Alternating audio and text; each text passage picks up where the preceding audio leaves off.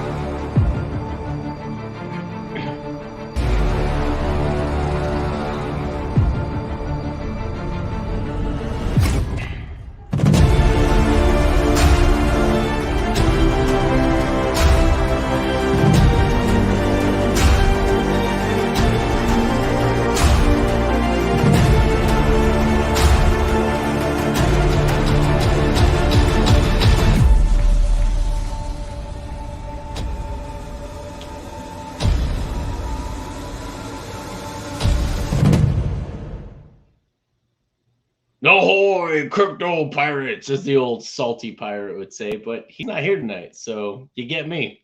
So I'm going to perform mutiny. No, not F-E-L-A-C, whatever it is you tried to spell out there, Joe Hexotic. That's not what's happening here, brother. Just want to let everybody know that the captain is scouting out the island of Puerto Rico because that gentleman is going to become a true pirate of the Caribbean. So we're happy for him. He seems to be having a good time. Family's loving it. In the meantime, you guys are stuck with me. So if you guys want to spice things up, you guys can join. I threw the link in there. I will throw it in there actually one more time in the chat. I love haters too. Haters can come on in. I laugh at haters all day long. In fact, I was laughing at some earlier. So can I still know those big words of Joe Exotic? Yeah. Or I just don't want to say them out loud. I don't want anyone being able to clip that and reuse that video footage. So thanks everyone for joining us. Graphene, Brizology, Hexhodl, Derail, Mudhog, the Mango Junkie. Yes, I do agree the ladies need to go on more than just once a month. They killed it, right? Round of applause for the ladies. They killed it. They always do. The showings up gets better and better every time. So we've got more people participating. It's good to see you, ladies. It's good to know that we're one of the few cryptos that is got more than one girl. That's fantastic. Swearworks, Joe Exotic. Oh, hey, look at that. Discourse Syndicate's in the chats tonight. We got Danny Boy. We got Hexologist. I love Lamp. Who doesn't, bro? Who doesn't love? So funny you say that. Me and my wife were talking about that yesterday. For those of you who don't get the reference, it's from Anchorman. D'Artagnan, I'll bring you up here in just a minute. Let me get done saying hi to everyone else. Sarah G, Crypto Ewok, Hex Machine, T-Bird, Crypto CPT, Thomas Turner, Festival Stills, Crypto Gains Club 369, WV Native, Dimitri, David Morales, Familia, my brother, Latin American Crypto, Melv Tony, and looks like Eagle Al is here, D'Artagnan 8, Crypto Surfer, Tripod. It's good to see all you guys. So I appreciate, oh, Nardo for the win. Love that, man. Tell Mama hi for me, okay? Love Mama. Good guy right there. Good guy. Well, hopefully we have D'Artagnan 8 on. I don't have a rant to go through tonight. Yeah, I'm just burnt out. I've been chatting in the behind the scenes with some really, really solid Hexicans today. And we got some good things happening, guys. Anonymous Sucro, that's weird. You killed the guy with the trident. Sorry, that just caught my attention real quick there. But we've got a lot of people doing a lot of really cool things for this community. So I know that the price is down. People's patience are getting testy. People who bought higher when they first came in have seen it dip. And I feel bad for all those guys. Just don't hold. The problem is if you're really worried about it, you're not staked out far enough. So if you want to get rid of that anxiety and you want to get rid of the fear of buying in and the price going down, you need to stake it out longer. It's just all there is to it. Give it so much time. We've got a history of, what do we got now? 11 doubles now, I think, or 12 doubles we've had since inception in December of 2019. So it's all good. Trust me, it's all good. We got the best product out there, and we've got more incentive to hold. You just got one bad actor was kind of wrecking the price, and he officially put a 200, a 500 day stake, and then a 10-year stake in. So we're good, guys. It's all good. The only people fretting are the ones that aren't staked out, that have a lot liquid. There's no reason for that, guys. It's all good. Yes, D01 staked wealth. That is correct. So I was at 6x, now at 4x. That's not a bad deal. People in the stock market would kill for those kind of returns, Dimitri. So that's good.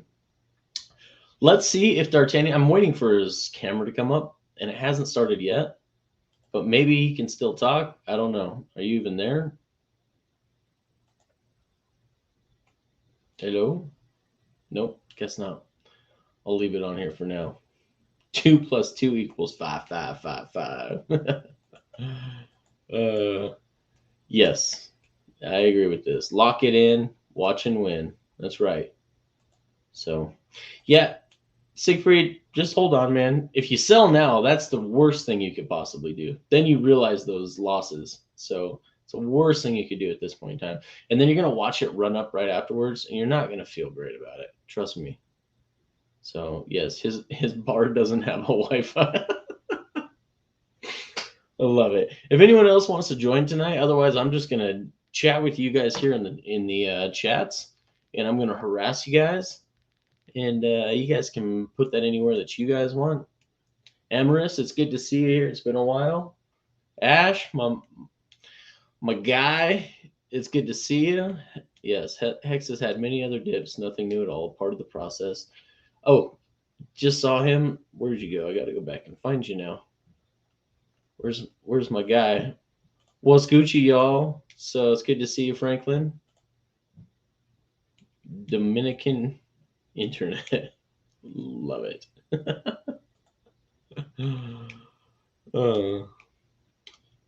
Yes, I did. I gave you a shout out. It's been a while. I used to see you on Twitter all the time. It's been a while, so glad to have you back. There we go. We're okay with that. Mega Dumper's now become the Mega Staker, has protected the price, has made the system more robust and resilient. That's what we want. So, Dominican internet rug pull. Yep, absolutely. So, I know there's a lot of talk from you guys. So, I just want to be very clear. Any of these other projects out there, I am not against. I'm obviously pro Hex, and those of you guys who haven't made your gains yet, you need to stick with Hex until you've got those gains. In my opinion, if I were in your shoes, that's what I would do. So not financial advice, just giving you my opinion of what I would do with my own funds. But those of you guys that want to go out into other things and that might possibly end up one day on Pulse, I'm not saying don't do it.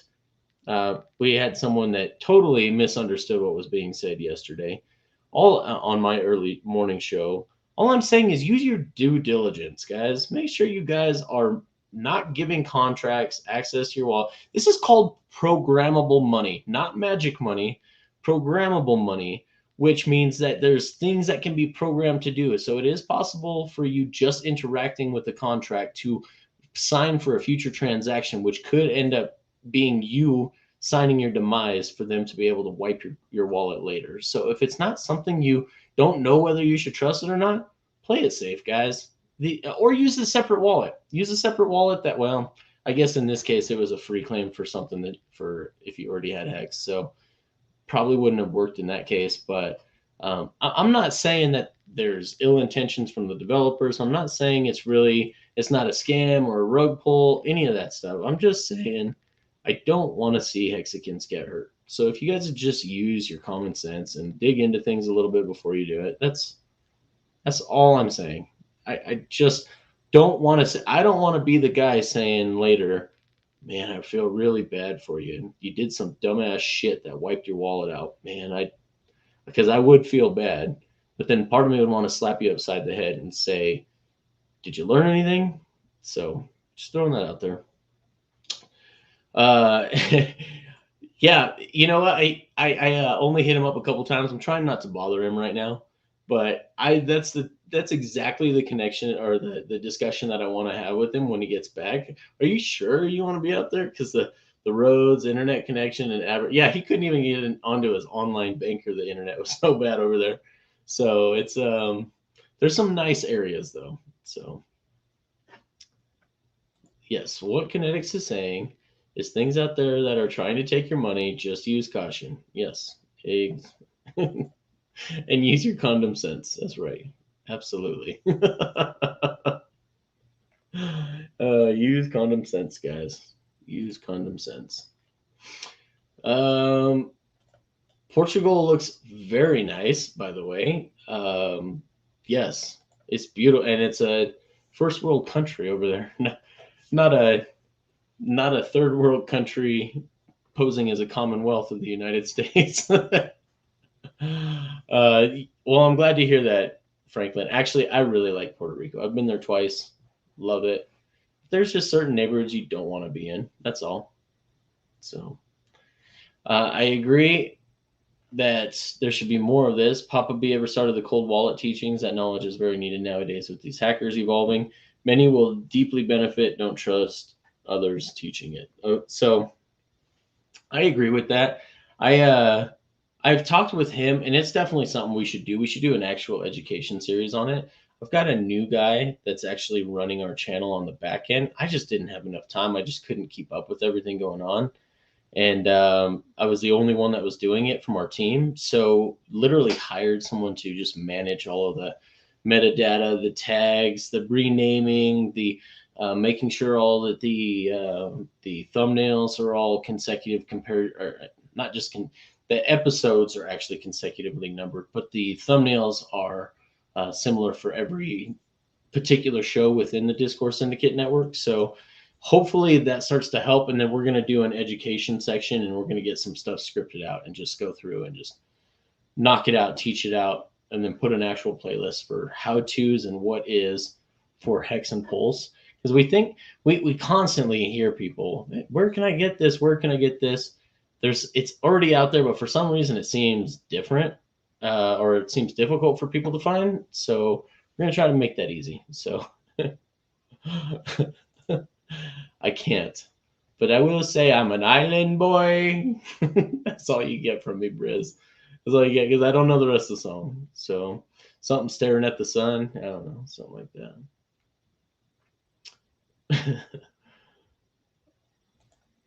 Okay, found an ATM this week that I can buy up to $900 a day of ETH and send it straight to my MetaMask wallet to buy Hex with.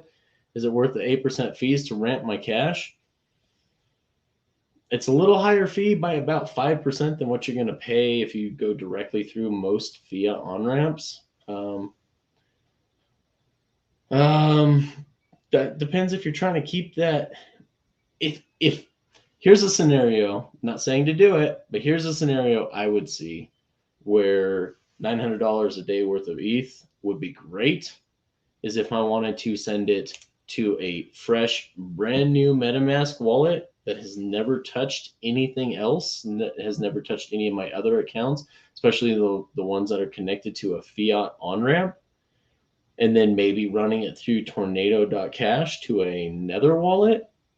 And then maybe after you do that, buying whatever crypto it is you want, and just staying away from Yeah, that is a good question. Is that with KYC? If it's not, then that's might be a situation for some to use. I mean, I personally won't be using that. That's why I've set up personal trusts and things of that nature to minimize my liabilities as well as my tax. There's still a little bit of tax that needs to be paid, but the tax savings is fantastic, and it's still well offset by with the other liabilities and not having to worry about in the future someone coming back and trying to tell me anything that I did was illegal because it bypassed KYC and AML, especially since I'm licensed for AML. So for my insurance, for my life insurance, I have to do the AML, and not the KYC, but the AML, anti-money laundering laws. I have to, through FinCEN, I have to be recertified every 2 years, I think it is. I think I do it every year just because it's just to get it knocked out. But so I'm not messing with that because I've got businesses that depend on me keeping those licenses. So anyway, let's see here. I was FOMOing hard and unable to get ETH, EC, no phone, no CB, nothing. So yeah, do what you have to ramp on. There you go. Yep.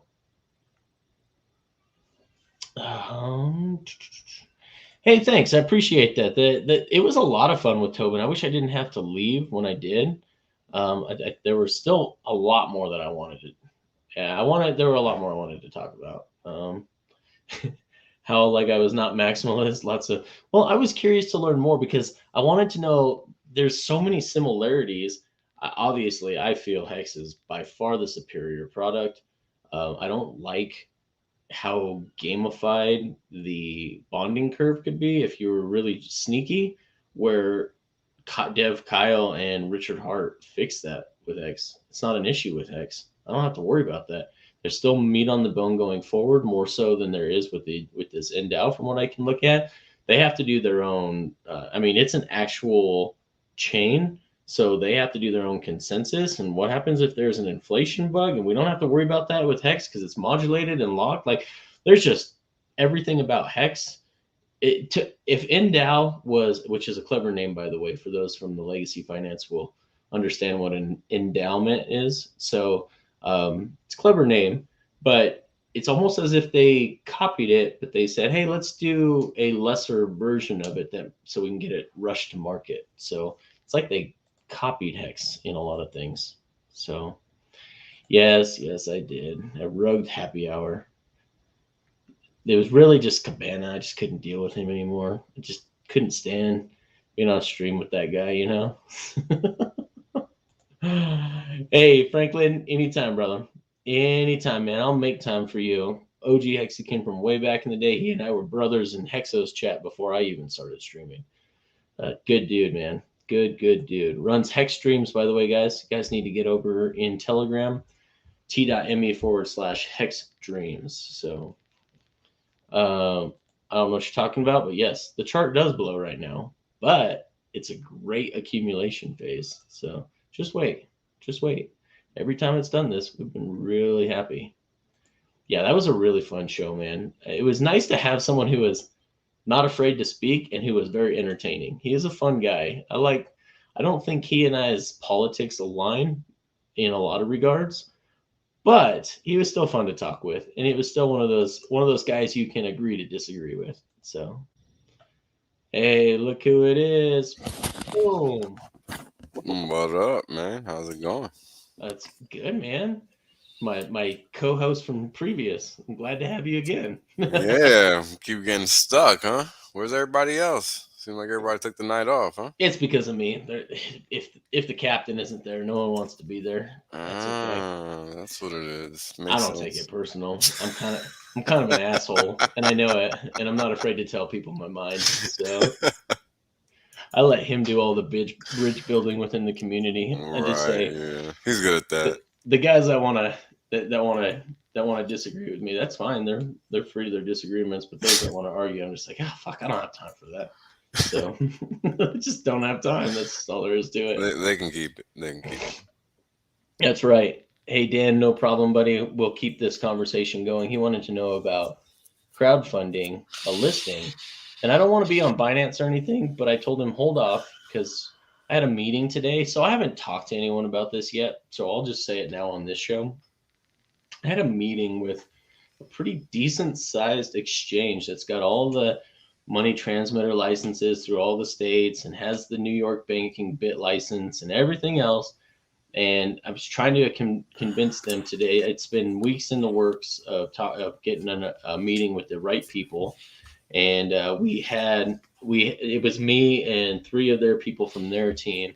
And I was trying to convince them that them being a fiat on-ramp to Hex would be a very wise business decision. And I told them that we told previous exchanges that asked for a bunch of money up front and a bunch of liquidity for trading. We told them, we threw their middle finger up at them and told them to pound sand. And we'd do the same if they weren't willing to do, or if they were to come at us with a listing fee. And I said, here's the deal. I said, we've got a lot going on, and we've talked to several other exchanges that have similar licenses that would allow us to do the fiat on ramp here in the United States anyway. And I pretty much told him, I said, if we can't make a deal here, we're moving forward with opening our own. That's just all there is to it. We want this fiat on ramp for Hex, and if you won't partner with us on it, we'll just build it ourselves. Not a big deal, because we've got people potentially there's multiple exchanges with the right license that may or may not be available for sale and or equity position. So we'll just leave it at that. So I think having a fiat on ramp, the only thing I would rather it doesn't have is leverage trading though, because I really don't want people getting hurt unless it's on the blockchain and settled in Hex. Then we all know that the big guy himself would be very happy with that. Yeah, leverage trading is a double-edged sword that typically cuts the negative way, not the positive way. So On what's that? definitely don't. I'm talking about leverage trading. Sorry, I missed the leverage part. So, no worries, no worries. Leverage trading is a double-edged sword that typically cuts on the negative side. Yep. Not the positive. So Agreed. definitely want to keep people away from that. Oh, I agree, man.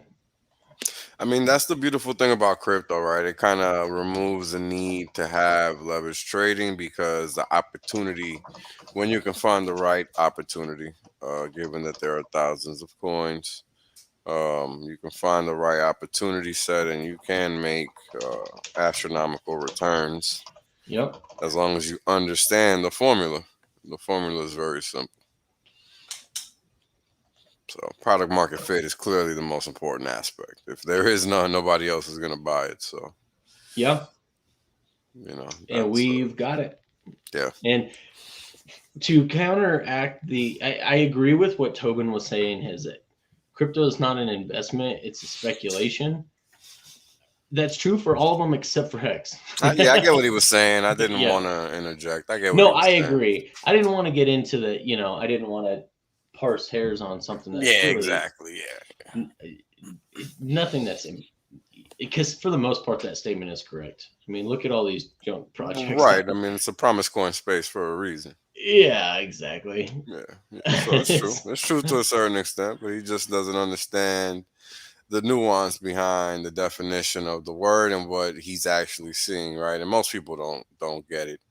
I mean, it's very rare the person that has the clarity to see, oh, well, there's only very few cryptos and the rest really are just wannabes. Yep. Because that's just something that, it's just not obvious to most people. And it's clear as to why, because nobody's thinking from a definitional standpoint. But, that's just the way it works. That's a proper way, right? That's why we don't have a big connect scheme here because it's all available. So, all the data is online, so you can't really act like there's something amiss. Everything is visible, everything is transparent, and you can see everything. So that's something unique that you can't really get from other coins at all, right? And that's kind of when you sit there and think about what a cryptocurrency is supposed to be, something with no intermediary, you should be able to track every aspect of it, in essence, because every aspect of it should be coded. So this is why I was able to figure out, like, hey, I should be able to really see what's going on here. And I was. Because if this is transparent and it is, a cryptocurrency with no intermediary, then it needs to be transparent by default. It's not really optional, it kind of has to be that. Or else, who is accounting for what and how? It would have to be systemic, right? So it's not much of an option. Oh, I thought it was you, right? My bad. No. That was I thought it was I thought it was you. I didn't realize the name. I didn't even bother to look. No worries. He's like, I'm running good. All right. I'm like, all not, good. bro. False. Yeah. Here, D'Artagnan, hop off and then try to hop back on. Sometimes you need to get like some simple mobile or something, bro. You get off that track phone. Get off them track phones. Yeah, Prepaid Walmart. Right. We're still living in 1999. Hey, You never I don't think you can stream from your Motorola Razr, bro. word, yeah. Oh, I love MT buzzing this Coiner, how chop. you doing, buddy? What's going on, brother? How's it going, guys? Doing well, man. How you Doing doing? good. So what's new, MT? It's been a while. How's Montana treating you? Not much, man. Just staying busy and, watching Hexican streams. Good. Good. I'm afraid to watch Hexican streams right now. I don't do well with the complaining, and most of the Hexican streamers are really good about not being complainers. They get it. They understand. I've got some feedback on my end. It's the chat. Yes, you do. Yes, you do. It's the chat that has all the, oh my god, we're dying to zero. Yeah. I just got a question about correlation charts. I need to go back and watch that stream because they clearly didn't grasp correlated, uncorrelated. Yep. So just because something's moving in the opposite direction of something else doesn't mean anything. Look at the big picture. I mean, hey, everybody will figure it out, man, like always. So it's fine. And you know what the funny thing is? People just don't understand. In a decentralized market, people have to opt to sell, right? So that means they're giving up ownership. They're literally transferring ownership of an asset. So when you look at what's happening just in the stats, right? You'll see typically that the buys will be greater in transaction than the sales. So what it is that the sales are sizable. So in reality, what's happening is that the people that are selling are spreading out. They're spreading out the wealth, right? Like they're literally spreading the wealth because now others are grabbing on to that supply, and the data shows it, right? I got the data. It shows it. I've shown it before, so it's not like it's being made up. So ultimately, what's going to happen is that the market is going to absorb this supply shock, which is all these people exiting in crazy amounts, right? 4 million, 2 million hex at a clip. And once that's absorbed, then that's just that. The market reverses, and it's like we were never at 20 cents. So, it's just like we never saw 10, right? And it's just kind of one of those things. You kind of just got to let the market grind itself out. And, before you know it, you'll be like, damn, I wish I would have bought more at 20 cents instead of crying about it being at 20 cents. Understand what the market is doing. This is an opportunity. Crying about the price isn't doing shit for your pocket. Understand that this is a system. This is not some market, right? Where it's dependent on some random people doing random things. This is literally a system. So if the system is still doing what it's supposed to do, well, what's changed? Nothing. So all you gotta do is the same thing you've always done. That's it. Keep DCAing, right? Dollar cost averaging. I mean, this thing is still in the sense. It's not even above a buck. I don't understand what the issue is. Right? So, whatever. You gotta just understand the basics of what's going on. And it's really that simple. So, yeah. People are so annoying. Man, you should just do yourself the favor and buy the dip with that 1,000, bro. Trying to make a lame bet against me isn't doing you any favors. So, yeah. But yeah, man. Just understand that the system is there to do what it's supposed to do. And if you're not acting in line with the properties of the system, right, the system's going to act against you. So if you're holding Hex and it's not staked, well, then that's on you. right? I mean, it's very basic because every time that Hex is printing a payout per T share, you're literally buying the dip that day. So, it kind of behooves you to be staked because what that means is you're still earning, right? You're not really seeing negative externality from price action because you're still recouping whatever you might be losing in value with respect to your T share count or your share count, however you want to call it.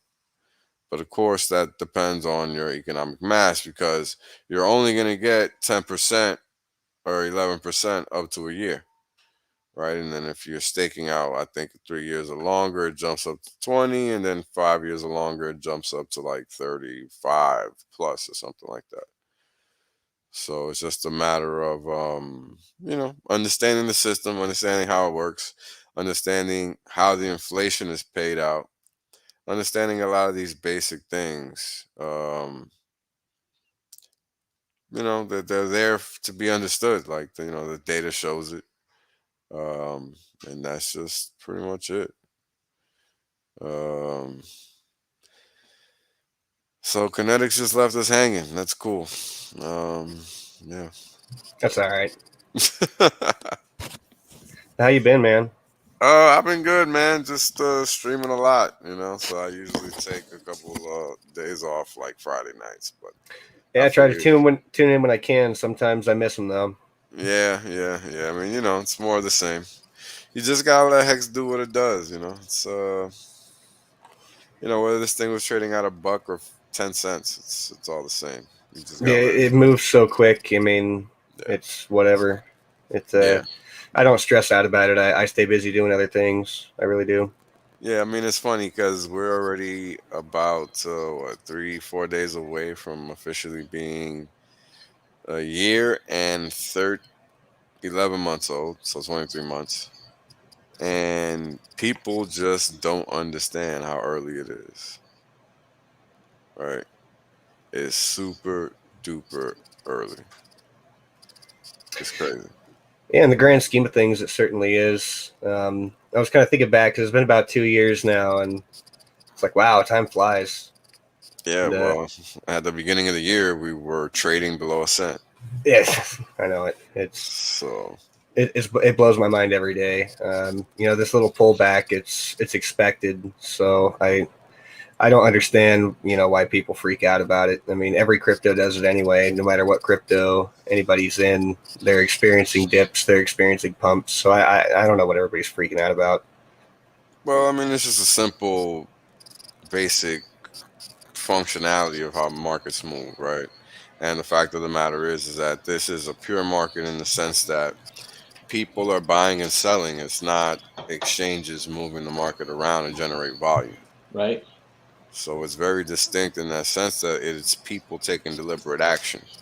Right. So in the purest sense, it's a market, but in the regular sense of everyday people and what they understand markets to be, it's not a market.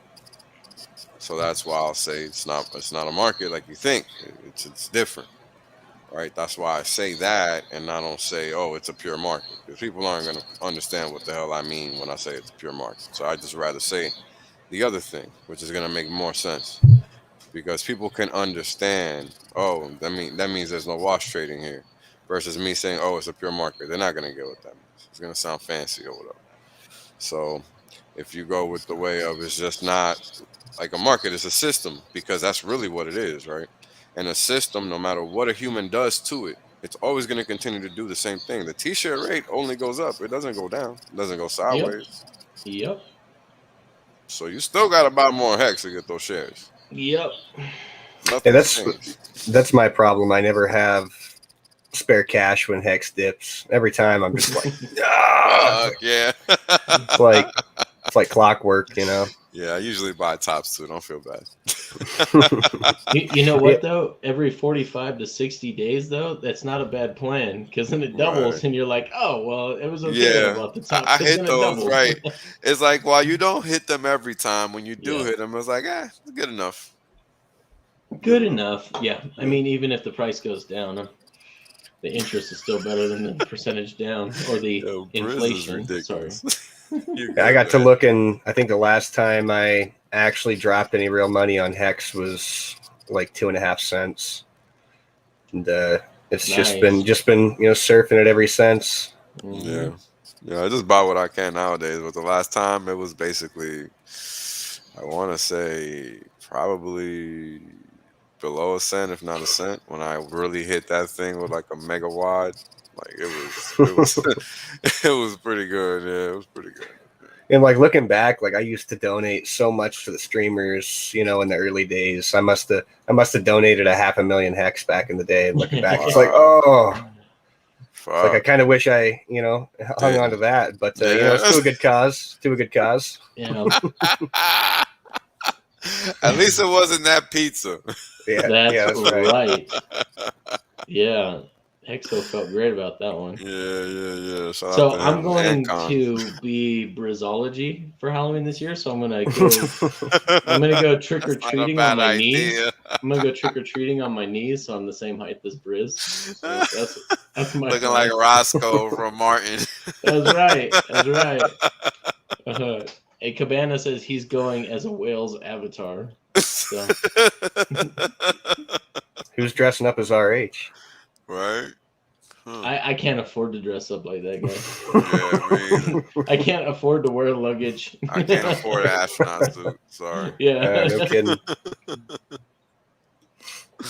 Oh man. He's getting that European Louis too, like stuff we probably can't even get over here. Of course, yeah. The shit over there is definitely.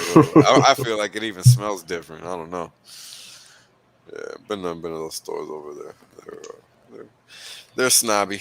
They're snobby. Yeah, he put out a tweet that he was going to be streaming this week. I'm still waiting. Yeah, I know. Yeah, that's, I guess maybe tomorrow's his last chance before this week's over. Yeah, I need my fix. Well, good thing is that the validator staking site is up and running, so we are making moves in that direction. Yes. So that's good. I had to read this name twice to make sure it wasn't something that I was going to be like Ivana Humpala or something like that was the name that I read it out loud, and I'd be like, why did I say that? So thank you so much for the $5, Iranola. I can't. I give up. Thanks for the $5. You're awesome. Appreciate it. You tried to conquer the hill. That's all. I tried. Yeah, I didn't. I thought I had it too, and then you lost it. Yep. Oh man. Yeah, systems are gonna react to what humans do, right? And that's what people don't understand. When humans are gonna sell, I mean, this shit here is so bullish. It's not even funny because now what's happened is that all this hex has been dispersed even further. It's become further decentralized, and the people that are acquiring it are people that actually understand what they're acquiring. So not only do you have actual people that want this coin, what's going to then happen is they're probably going to stake it for longer than the average. So by default, that APY is going to go down, and that stake is going to disappear, or that hex is going to disappear, and that T-share count is going to go up, and the APY is going to go down, thereby causing the price to go up. Because all that other shit just happened. So it's all these things that people just don't grasp, right? Because they don't realize how value transfers, right? Value isn't a click of a button thing. It's a mechanism that takes place over time, right? If it was instant, it'd be a different thing. We wouldn't even have to have these discussions. The shit would just happen. And you would need a community. You wouldn't need anybody to explain anything to you. It would just be. But, what can you do? You can't put a line right in 3D form for some people. They still can't see it. So yeah, you see, I'm explaining this shit in English, and this guy's like not paying attention. So fuck out of here, man. Like, no patience. Yeah, thanks again for the $5. I don't have an end of year price. I have no expectations of a price for end of year 2021 and 2022. I honestly don't. Like it's fun to discuss, but like I just have no expectations. If it stays right where it's at, and goes just a little bit higher and then crashes back down to this again forever, I'm a happy dude, man, because those T-shares are the key, not the USD price. That's nice. Don't get me wrong. That's not where the value of Hex lies. It's not in its USD price. It's the fact that it pays you trustlessly while you're sleeping. Trustless yield. Yes. Or inflation. I like inflation. Oh man. I mean, look, I think that come next week is gonna be a different conversation. That's all. Well, that's the thing, is there's so many. It's so funny how this happens over and over and over again. The price dips over 50%. This is the longest period of time too. It is. Everybody. Now, I shouldn't say everybody, because like my boy Will's here, he gets it. It's like, and an MT Coiner, it sounds like you do too, but it's like nothing to see here. This is a non-event. This is going to be a blip in history. Buy now. And then it's going to run up and do double what its all-time high was. And then all of a sudden, everyone's going to be upset that I could have bought the dip. Why didn't I buy the dip? Now's your chance to buy the dip, guys, if that's what you're looking for. If you guys People want been crying for a dip for a long time. Yes. So I don't know what happened, but apparently nobody really wanted it. I mean, I'm glad it's here. I hope people keep selling. I hope we go down to a cent. I hope and pray. I know you want to accumulate a cent. I know you do. I hope these dumb motherfuckers keep selling, because guess what? All I do is win no matter what. So it literally means nothing. I like that you just sang a song. Hopefully we don't get a copyright strike for that. I mean, this is year 2. How stupid are you to even care about the price? Right. You should want it to be low. It's not like our dips are that long. I'm not sure why we're held to such a higher standard. We have a couple of months of a dip, and people think it's the end of the damn world. Where, I've been in crypto. I've seen this stuff dip for years. Yeah. So everybody's just got to really chill out, find a hobby, do something. Looking at this stuff 24/7, it's not healthy. I mean, well, I would say MT Corner, maybe learning how markets work would be a good idea. That way you're not putting unnecessary pressure on yourself. Yeah. Right? Like, this is really basic, man. This is not even rocket science. If some schmuck like me can figure this out, anybody can. I'm sorry. I'm not a Richard Hart. This is not rocket science. This is very basic. It's a hot potato game, right? And it's all passing of the potato. Who wants the hex? Right now, a lot of people don't want it because they're dumb. They don't realize what they have. So they're willing to forego future billions or trillions, well, future trillions, because they're selling millions worth of hex. They're willing to forego future trillions for short-term 6 figures. That's disgusting. I mean, that's not even respectable. I'm sorry.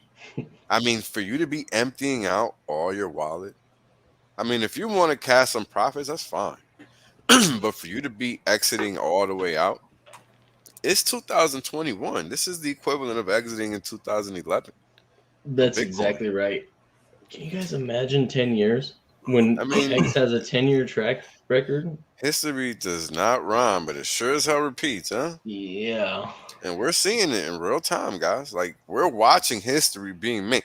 We're going to be laughing at, I know I'm going to be laughing at all these motherfuckers in 15 years. Because I'm going to be restaking all my damn hex on Pulse Chain, not even on Ethereum. I've already come to terms with that because, the hell with Ethereum.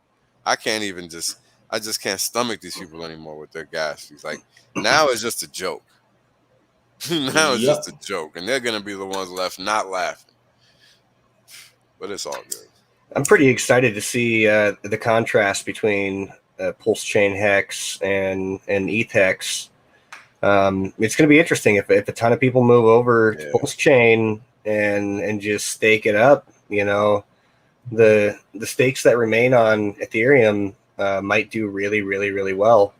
And so I'm pretty happy to have it on both sides and be able to kind of watch. I think you're only going to see big and long stakes on the Ethereum side. Yeah. If these continue to be what they are, just watch, guys. I'm telling you, there's We going to had be what, people a $15 accumulating over there. million stake earlier or some shit. Yeah, for 10 days. You know, So weird. what do you mean, Sandra? Why would anyone stake on EHEX? Because you're still getting trustless It's the same yield. protocol. Yeah, Yeah. nothing's changing. It's Because just you're the still fees are getting more of what ridiculous. you stake. You're just going to need to stake more of it to make sure it's worth the fee. Yeah. Well, It's going to be here- the big whales. I tell you this much. My little Shy Shrimp wallet is going to continue to stake on EHEX. I'll probably never cash anything out on EHEX. I'll just keep rolling those stakes I don't know over if I'm gonna and stay over on and over Ethereum again. just because they annoy me. Yeah. You know, I've got so many people that I've onboarded, you know, people maybe not the best off in life, and they got on just in time to get a little bit of hex, and now they try to stake and they can't do it. It's just going to blow their account out. Yeah, it's too And unaffordable, right? that's where Pulse Chain, it just needs to come soon, because I feel terrible for these guys. They've got the coin and they understand the game theory. They want to play the game, but they just can't. They can't afford to do it. Well, soon enough, they'll at least get a copy of their coin, and then they can Yep. stake it. Worst case, if they can't stake it prior, then I mean, look, what I'd say is they'd have to pick a day. Try to, yeah, that's clearly cheap, right? I mean, so this is what I do. I try to take a gauge on the gas. Like, so lately, the gauge on the gas is to get cheap gas has been like 90 to 100 way. Like that's so. I'll instead of setting a limit order on price, I'll set a limit order on gas. Same difference, because either way, you at least when I'm doing them, I gotta pay. So that's how I do it. I put a limit order on the gas instead of the price. So There you go. and That if works. and if you could do it lower, right, 70, 50, depending on what the gas is doing, because it depends on what the gas is doing, because I feel like if you go lower than 50%, it's going to automatically just like not even like register your order. You're just going to be waiting, and you're going to have to like reset your MetaMask and all this crazy shit. So that's why I try to keep it like at least to 50% or more of what the like high gas is. Like if it's 200, 250, I won't go below 100, for example. Gotcha. That's like what I've been doing lately. Because So it's crazy out there, yo. It's crazy. I want to show you this. So the reason they will stay on ETH is because the staking will still be profitable. That was my point with the previous conversation. So the people doing this, because a lot of people are planning on doing this, I'm dumping my liquid EHEX for PHEX and Pulse when we launch, is exactly why those of us who keep our EHEX are going to have a higher priced EHEX. Mm-hmm. So just wait, you guys bridge those over to the Pulse network all you guys want, Yeah, and I'm just going to let my value accumulate on the EHEX and the PHEX side, and I'm good. Yeah, man. don't I'm listen to me. all I good. got 15 years to wait, so don't be paying attention to me. My vantage And in point is 15 infinite. years, we might have ETH 2.0, and so the fees may not be too bad. So Bridge maybe. all that shit over to PX. Yeah, right.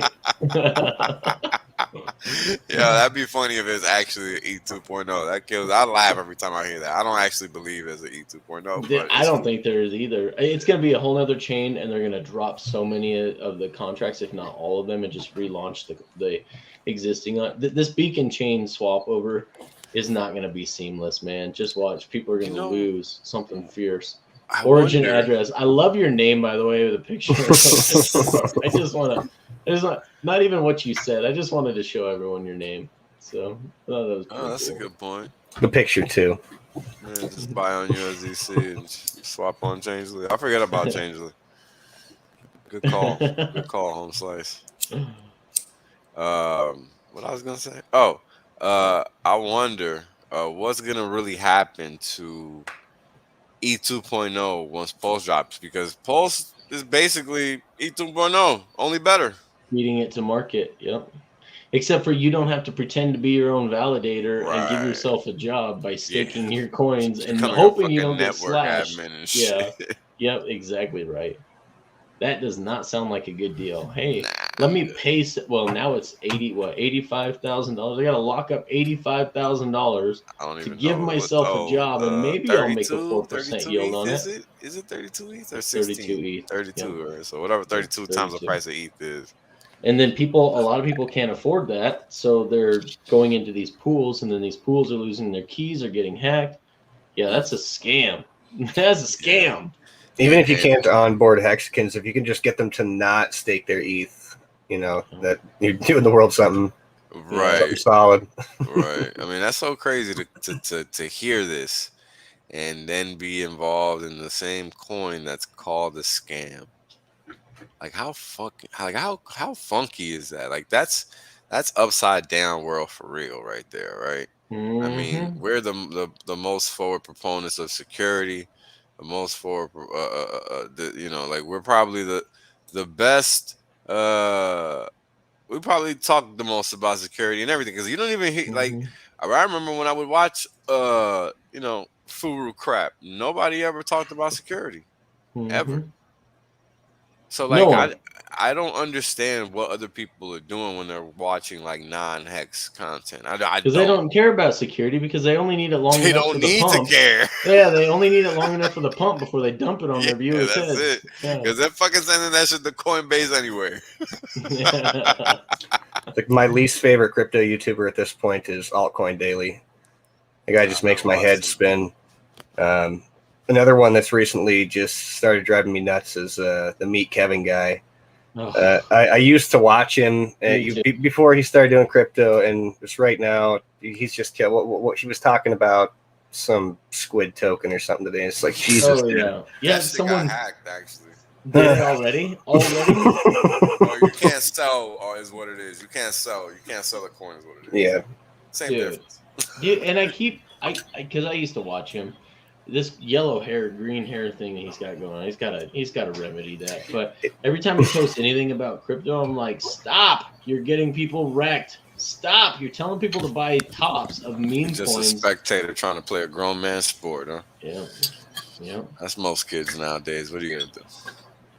Yeah, I can't watch that stuff though. I can barely be on Twitter. I can barely watch crypto YouTube. I mean, I used to be subscribed to probably dozens of these guys, maybe hundreds of them. And, a while back, I just went through and just deleted every single one of them. So I can't. It's the problem with crypto. It's the mindset these guys give you that just ruins it for everybody. And they get the most viewers. Discourse Syndicate has 5,000 subscribers or something. We're gonna hit probably this weekend. We'll hit 6,000, but that's nothing compared to the millions that these personal finance gurus have. You guys got to understand, man, and I really hate having this conversation because I feel like it's almost not fair, right? It's kind of like, well, it sucks, right? It sucks because we're here trying to do the right thing, and it's not fair that essentially what the system is designed to do is that it's designed to promote for you to get wrecked, right? Yep. That's absolutely what this is. So ultimately, what ends up happening is that the millions of viewers are guided in that direction. And this is why, they have millions of views and we don't. It's not that we're not quality or anything like that, because the people that end up finding this community, guess what? They leave the other communities. I mean, well, there's no other community elsewhere, actually. But point is, they join this one, right? Yeah. And that's a fact, right? I don't think there's anybody that... I mean, our community grows, right? It's never stagnant. And I think that speaks volumes as to what we have going on here. Yeah, I agree. Hey, guess who it is, guys? Onlyfans.com is in the green room. Hey! Oh, Mr. Brand, what's up, brother? How's it going, guys? Long time no you, stream, bro. Yeah. We need to do one soon. That's a pimp jacket. Yeah, that too. Thanks. No, it's been a minute. Some of the other Friday nights were kind of just busy hanging out with family and friends, and I was like, dude, it's been too long. I need to adjust the schedule back to where it was, because I miss you guys too. Hey, man, I'm so glad you're good to see you. I just figured maybe it was you were sick of being sexually harassed by the captain, and so now that he's not here, you're like, oh yeah, I can come on now. I feel safe. I'm in my safe space now. I can come on. How'd you know? I'm just kidding. Paladin, I love Paladin. Paladin supports this channel. Yeah, 100%. And I really appreciate Paladin. $25. Thank you. Massive shout out to all you guys for what you do in the background, the new projects, Jess and all the guys, the management strategies. Thank you, man.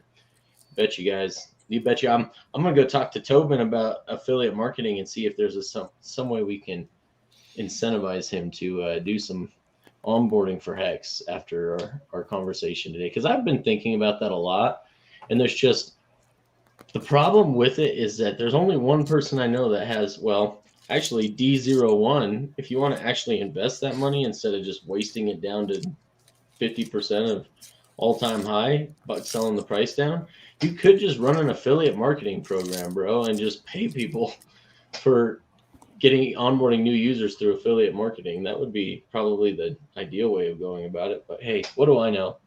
Just some pleb on the internet. Yeah, I started off in crypto. I discovered it reading affiliate marketing articles and something, way back in the day. And that's kind of how I found crypto in the first place. And along the way, I realized, the affiliate marketing and the Amazon market, all this stuff was just people acting, trying to get you to buy, trying to entrap the lesser pool. Exist in every industry. Yeah. It was cool because I learned a lot about Google keyword, a bunch of the stuff that goes along with it. And I try to hang on to that good stuff and just kick the rest out. But I'm also afraid of being associated with things like affiliate marketing or MLM, anything that can look like that, because it gives more fuel to the fire. We're already called a scam all the time for no damn reason at all. And so I'm afraid to associate with anything that people are pre-exposed to that they know is kind of scammy. And yeah, it's a rough world we're trying to promote in here. Yeah, it's tough, man. Yep. Yeah, it's tough. Every time I hear that, I'm like, what? Like, why do we need a referral program? Like, people are supposed to make money off buying the shit, not off of referring the shit. Well, the referral program is great, but it has a negative stigma to it. It's counterintuitive to me. That's the whole thing. Like, why does any coin need a referral program? The coin should be sufficient. You're buying the coin. You should be making money off of other people joining the network. Not you referring them to the network. Like, it should be what we're doing already, basically, right? Mm-hmm. So this whole notion of a referral fee and linking and all that shit, that's just more of the fucking middleman getting in the way. Right? Yeah. That's really all it is, because it's not necessary if you're buying a good product. The product should solve the problem that you have. In this case, it's called being broke. So hey, Astro Rev, yeah, I get it. I understand too. I saw that you got timed out temporarily. He was just saying, just fix all this and buy Coinbase. He was telling us to buy Coinbase.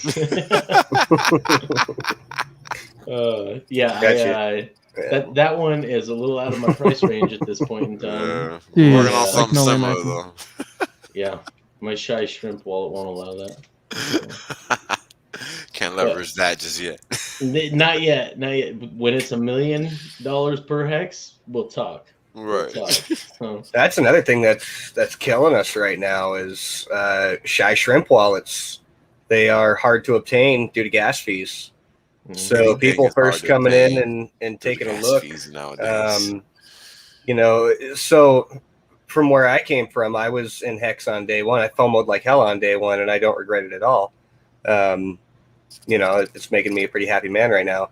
But people can't get in and spend a few bucks and get a few thousand hex anymore.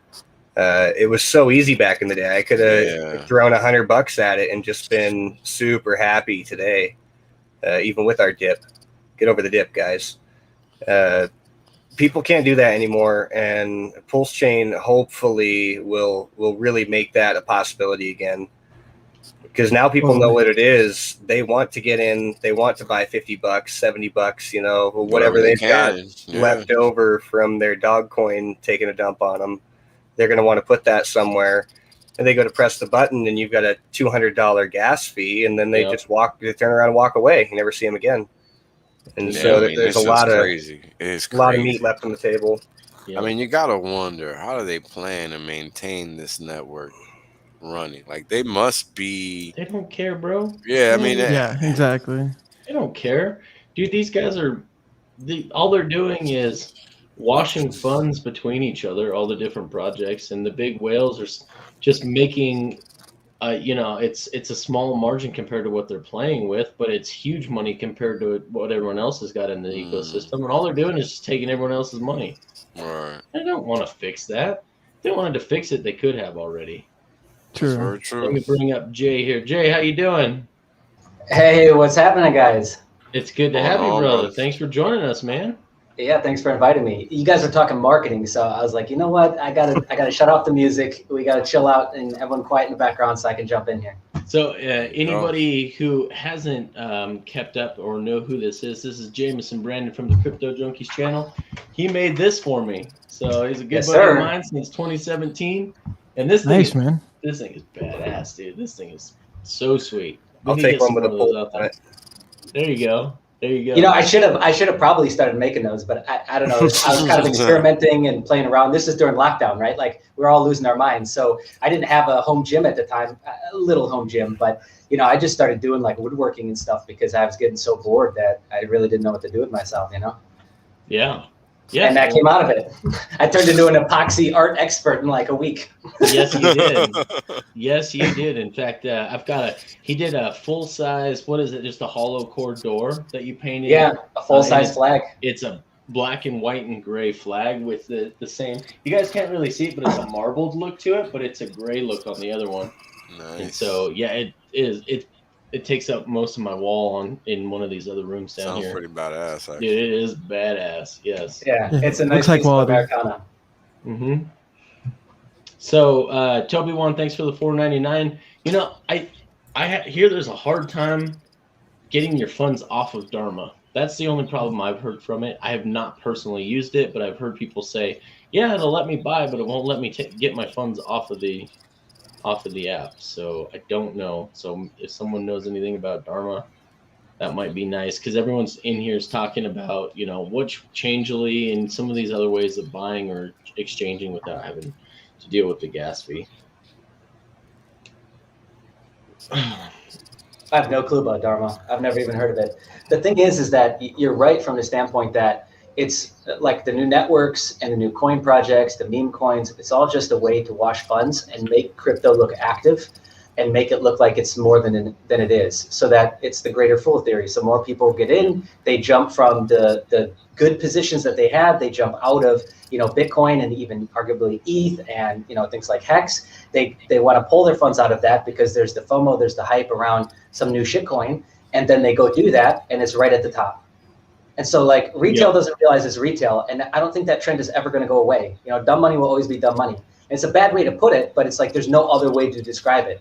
Like Shiba is a great example of this. Like people who just bought in, I have no clue what you're thinking.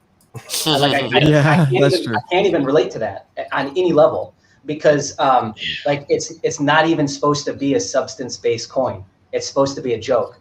So why would you put yourself in a position to where like you're jumping in front of a moving train to pick up what is our profit? Like what is our entry and exit on that? What is our trade plan? We don't have a trade plan. So of course we're going to lose. Yep. You know what I mean? That's why it's just so simple. Like I can appreciate one big thing with the Hex community is like I've day traded, you know, on and off for like the last 3-4 years, and I've made more than I've lost, but like I've lost a shitload of money. And because trading is hard.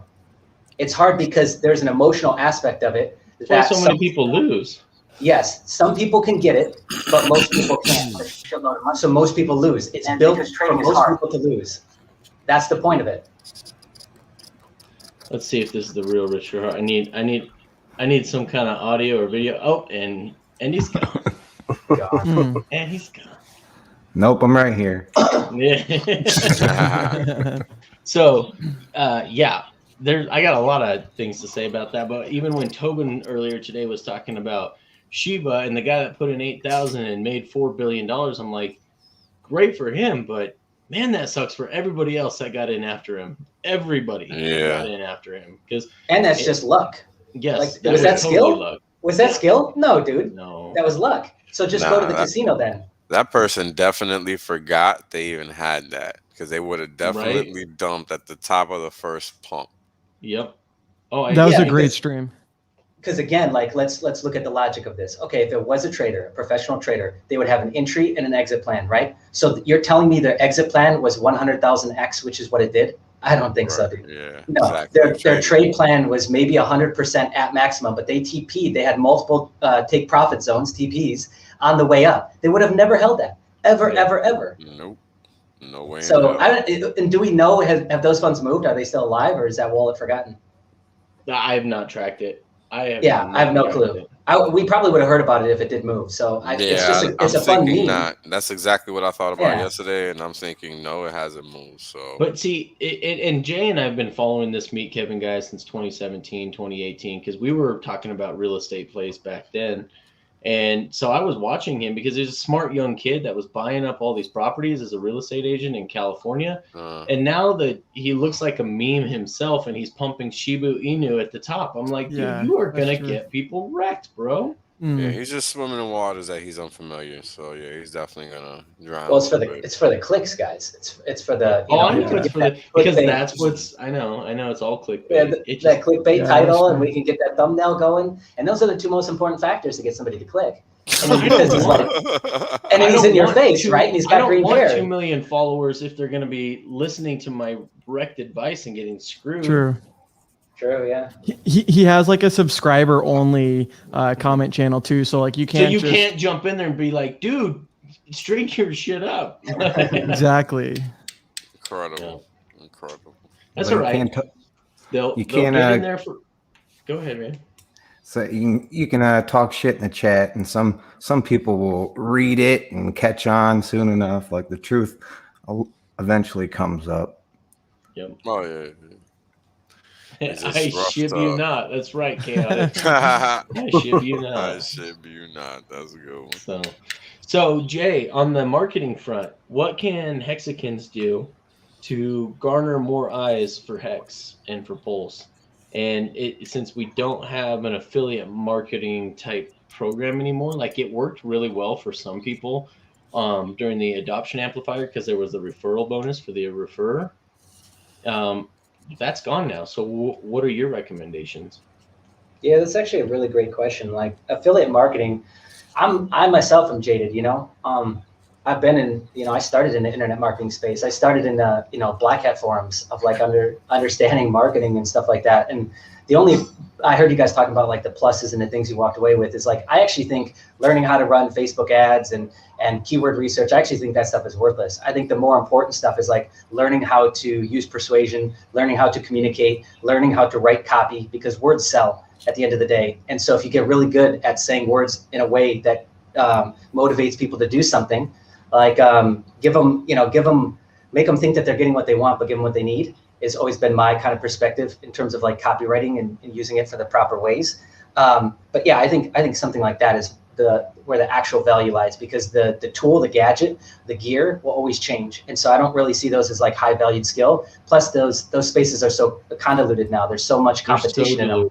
Yeah. Right. So I think affiliate marketing is actually extremely good, but it's hard to do because in crypto, everyone hates affiliate marketing for some reason. But the guys who are good at it are the ones who are making all the money. There's two people on crypto Twitter that are really good at marketing, the Crypto Dog and Crypto Bird or whatever his name is. And coincidentally, those guys also both make a killing. So the one sells supplements and the one sells $10,000 coaching programs. Yeah. So you tell me if they're winning. I mean, they're winning, but they obviously are less good at trading and more good at talking. But my point remains. So with something like Hex and Pulses, I think there's two important pieces, right? And you guys are already nailing it with the one, which is the community aspect. People have to feel like they're a part of something, right? And it has to feel like it's something bigger than themselves. And they have to be able to lean on that community when they're feeling the FOMO. When they're feeling like, man, I should emergency end stake. When they're feeling like, oh, I had a bill come up, my car broke down, I need money, I need to lean on someone to be able to get something done. It's like an Amish community. How amazing is an Amish community? Whether you like the religion or the spiritual practice at all, doesn't really matter. The fact is that those guys, 40 people will show up and you'll build a house in a day. Can you do that in your city? Because I can't. I can't even get a friend to borrow me his truck for the weekend so I can move, let alone 40 people show up to build a house, right? So I think that community aspect is really, really important. And then I think being able to clearly give people the answers to the common questions that they've got is another great way to bring people in. And that's like something that we're working on with DS and Discourse Syndicate, is just being able to better break down like the longer form copy and video into something that's more digestible and answers the common questions for somebody who's brand new. You need to be able to send somebody somewhere to get all their questions answered as quick as possible. That's right. Thank you, Jay, for helping us reform the channel.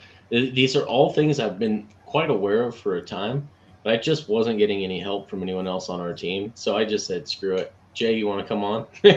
So, hell yeah. Yeah, which is great. I need someone who can do this. And I'm the type that I run at the wall until I get burned out. So it's just how I've always been. So like I'll go full bore on everything. I don't know if that's the best strategy. It's just how I am. Yeah. Isn't there a good thing like hexnoob.com or something? Is that another good thing to send people to?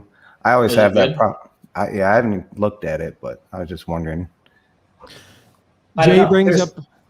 Go ahead. You bring up a good point just real quick about taking some of those longer forms of content, whether it be streams or things like that, and chopping it down into smaller bite-sized videos and clips. Because if you send someone, say like an old Richard Hart stream, they don't want to see a 3 hour, 6 hour, like how long are they actually going to have their attention span stay? But if it's just a few minute clip and you kind of chop up the good stuff, then yeah, I totally agree. It helps onboard people easier. Oh, too, and let's look at something else. Okay, go look at anyone's paid course. What is the first module? Oh, there we go. What is the first module in most paid courses? It's a history about Bitcoin, isn't it? History about ETH, history about blockchain. What is it? Let's explain this new technology.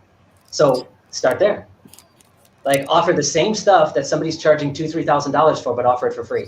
That's how you win. Because like value, we're talking about value exchange, right? And so we have to define that. People have to feel that whatever they exchanged for that piece of content or piece of material is more valuable than their time or their money or their email or their phone number or whatever you're asking for. So as long as you can continue to get them to be like, oh, this is a no-brainer. Of course I'm going to watch this video. Of course I'm going to subscribe or put in my email address, which by the way, you guys should subscribe to the channel real quick. As long as you're doing that and that equation makes sense, then they'll keep giving you what you ask for, right? Yep. So it's like we have to factor that into this too, to where, it's like they can feel that they're not just coming to get Hex, education, but they're getting crypto education, which that's one of the first things that I said when I started watching Richard Hart is like, I'm learning more about Bitcoin from him and he doesn't even like it than I would from any Bitcoin maximalist. So what's the problem here? You know what I mean? And I was one of those that fell into the trap too in like 2017 when I came into it. Everyone else was just saying like, Ver was bad. And so I just kind of jumped in with it too. And I was just like, oh, he's, trying to steal Bitcoin. And it's like, after I like gave it some time and actually researched, I realized what he was trying to do. Like Bitcoin is the one that keeps getting rebranded. It's gotten rebranded by the banks, the institutions, and everybody else who just wants it to keep going up. Just shut up and keep going up. You know what I mean? Like shut up and dribble. So it's like, that's all they want. So don't you dare like step on my bag. So that's what happened there. And he was like, no, this is supposed to be a peer-to-peer, immutable cash mechanism. And it just, it had failed. So that's why he went out and did his own thing. But it's just like, if I was able to fall victim to that and the hundreds, thousands of other people were, because we were all just copycatting each other on, social media, going after anybody who would take his side. Like look at it today. It's called B-Trash. Now, bad name. I agree with Richard on that, like really bad name. But like his intentions were pure. You can't deny that. But yeah, it's just another example of how like he got eaten up because it was bad marketing, bad rebrand, and just bad overall message. I agree with that. Yeah. Hey, Richard, how you doing? Good. I was waiting for this guy to shut up so I could start talking. All right, let's do it. Don't worry about the price, guys. The price is going up. Don't worry. I was hoping to be the real Richard Hart. It is. It's me. Have a good night, everybody. I love you all. Hey, thanks. Have a good one, buddy. Thanks Cheers, for coming on. Yeah. Yes, Jenkins. Jay and I have been boys since 2017, and yeah, smart fucker he is, that's for sure. So those of us I who are appreciate that. familiar, those of us who are familiar with the Richard Hart post-polar song, "Smart Fucker I Am." So, Dude, those were classic, man. So that was addicting. awesome. I Yep. love it. Did the auto tunes and clipped it up and made it some of the popular songs of today. It was pretty good. And the Dance Monkey, that was a pretty good one too. So One of the concerns I have about like good marketing is like if someone doesn't work for what they're getting into, then they're just dump it. Like the way this run up is, we have these big ups and downs. Like Big Payday was a big dump after it because people were getting something for so cheap, and they're just going for the shiny thing like Shiba. Like they're not doing the research and getting into it for what like Richard Hart started it for, which is like the glory and the like basic like salvation of getting people to have something like an asset that most people can't. You can get an asset for $6,000 that's going to pay you for 15 years. Like it's insane. Like those things aren't out there. And I mean, some people have to come onto that and feel like, oh, I learned about this. But most people, they're not doing that work. So we're kind of getting Hexicans in the community that didn't have to put in that work. And it's like, oh, I saw a fucking hex.com in the air, so I bought some hex. It's like no one fucking put the hex.com in the air for me. Like, for us OGs getting in. So it's like, you're gonna have those swings. The better marketing, the bigger swings we're gonna get. Like, yeah, some of us have been in the chat room since early day when it was still Bitcoin Hex. Actually, it was CFD token before it was Bitcoin Hex. So it was back in the computational fluid dynamics days. And some of us still remember those days. We put in the time and we put in the effort to try to understand that. A lot of us understood that were in it, in the chats long before it launched, understood what Hex was. We didn't understand T-shares. I'm going to tell you that right now. That's true. None of us understood T-shares. I don't care if you say you did. You're a liar unless you're Dev Kyle himself. So we did not understand T-shares, but we understood what Hex was and what it was going to be. Yeah, I didn't know what T-shares was until basically Whale Stream. I got lucky enough and got some T-shares for doing I think maybe it was the staking ladder from Hexo that like got me to understand some of it at the beginning. Like that was the first part, and then Whales and Cream, really hammered down the idea of what it's actually doing, and then you get the charts to visualize it, and it's like, oh, this was in Dev Kyle's head, and now we're fucking getting a more clear glimpse into what they're thinking about. That's one we need to clip up, Jay, is the discussion it was back in June, I believe, of 2020. And it was DC and Captain RG3 were on stream. He was still going by Litecoin at that time. Not RG3, but DC was. And we had Dev Kyle on. And back then, that's when it like clicked for a bunch of us. Like, oh crap, we've had this thing for 6 months. We didn't realize. I mean, we understood T-shares is how we got paid, but we didn't understand how powerful T-shares were. So that was a light bulb moment for a lot of us. Yeah, and that's going to be a light bulb moment for a lot of new people that still don't get it. Because what's this one dude that's just, the dude that with like 24 million hex or whatever, he's only got, he's only staked out like a year. He doesn't even have a 555 yet, like, or he might, but it's not nearly most of his bag or whatever. So yeah, people are learning every day what T-shares really mean. Yeah, it's a process, man. Hex isn't straightforward like that. So. Well, it's what's the right? It's elegant. It is very elegant, but it almost fits the narrative of Hex is simple, but it's not easy. It's dynamic as well. Yes, there's a lot of moving parts, a lot of variables. And when I say simple, all you got to know is you stake it and you get paid more. But it's not easy because there's a lot of minutia to really simple truly understand yet the system. Nuanced. Yes. Absolutely.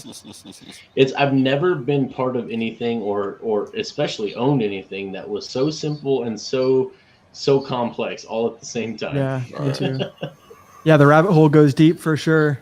Yeah. Yeah, it And the does. good thing, you only have to make the right decision once. Like you just got to push Right. that button, get one stake in, and then it's like that's how I Literally. learned. I learned from my Literally. first stake, and then it was like, oh shit, this is doing what? And then it's like that's when you get in. It's like, oh, okay. Yeah, for me it clicked like that too. It was like after I had staked, and I was like, huh, all right. I didn't even realize until a while after my first initial stakes that I didn't have enough shares. Yeah, Right. and Like I didn't Yep. understand that.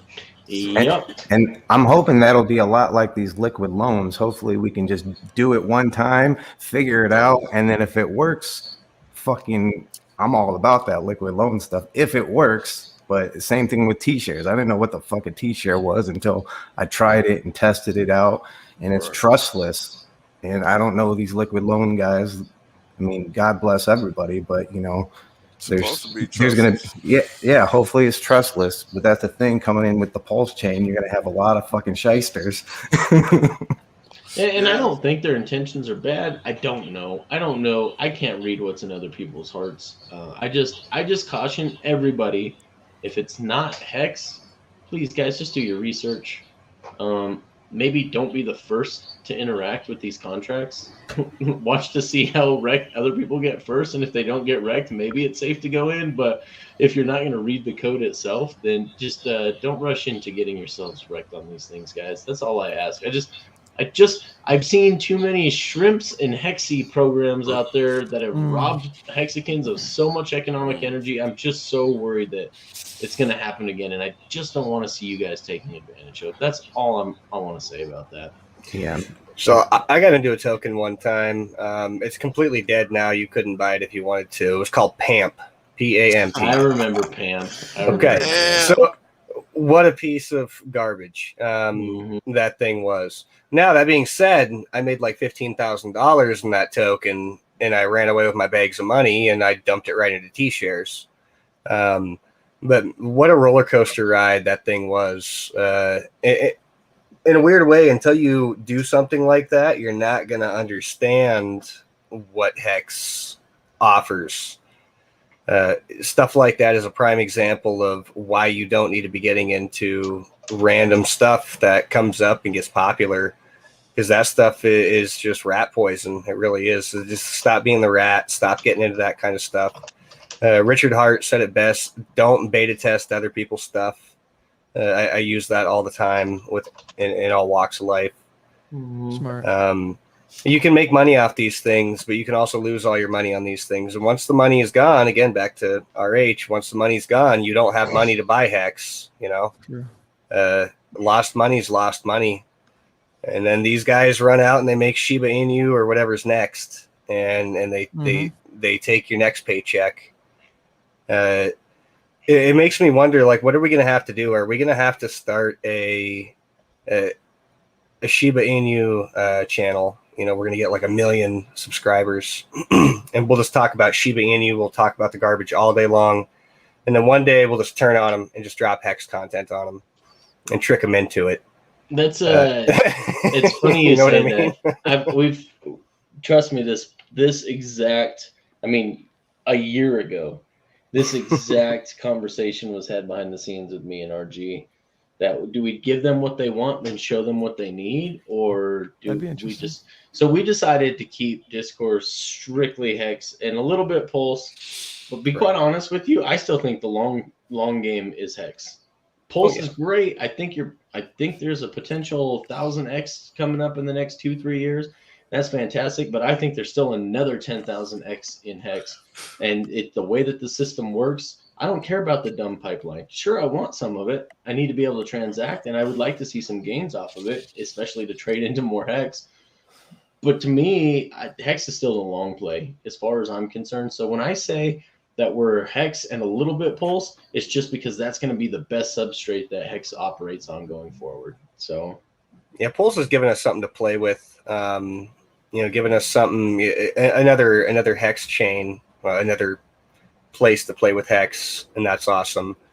I think a lot of people are looking forward to just having something to put their fingers on, because after a while, Hex is repetitive. You stake it, you sit, you watch it. Staker app's awesome. But I think a lot of people want something fresh, and that's why they go out and they jump on the next shiny thing. And I think a lot of people are going to like Pulse for that reason. And it's going to take all their shiny things and it's going to put it over here for us.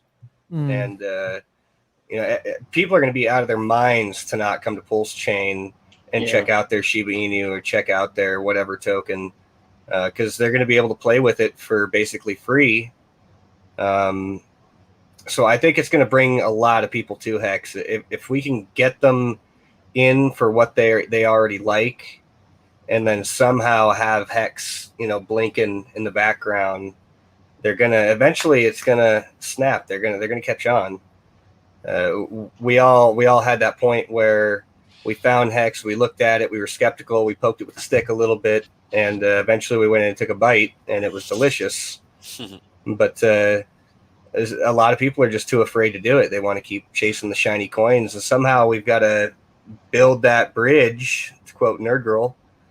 But how do we do it? I think that's the $1 billion question right there.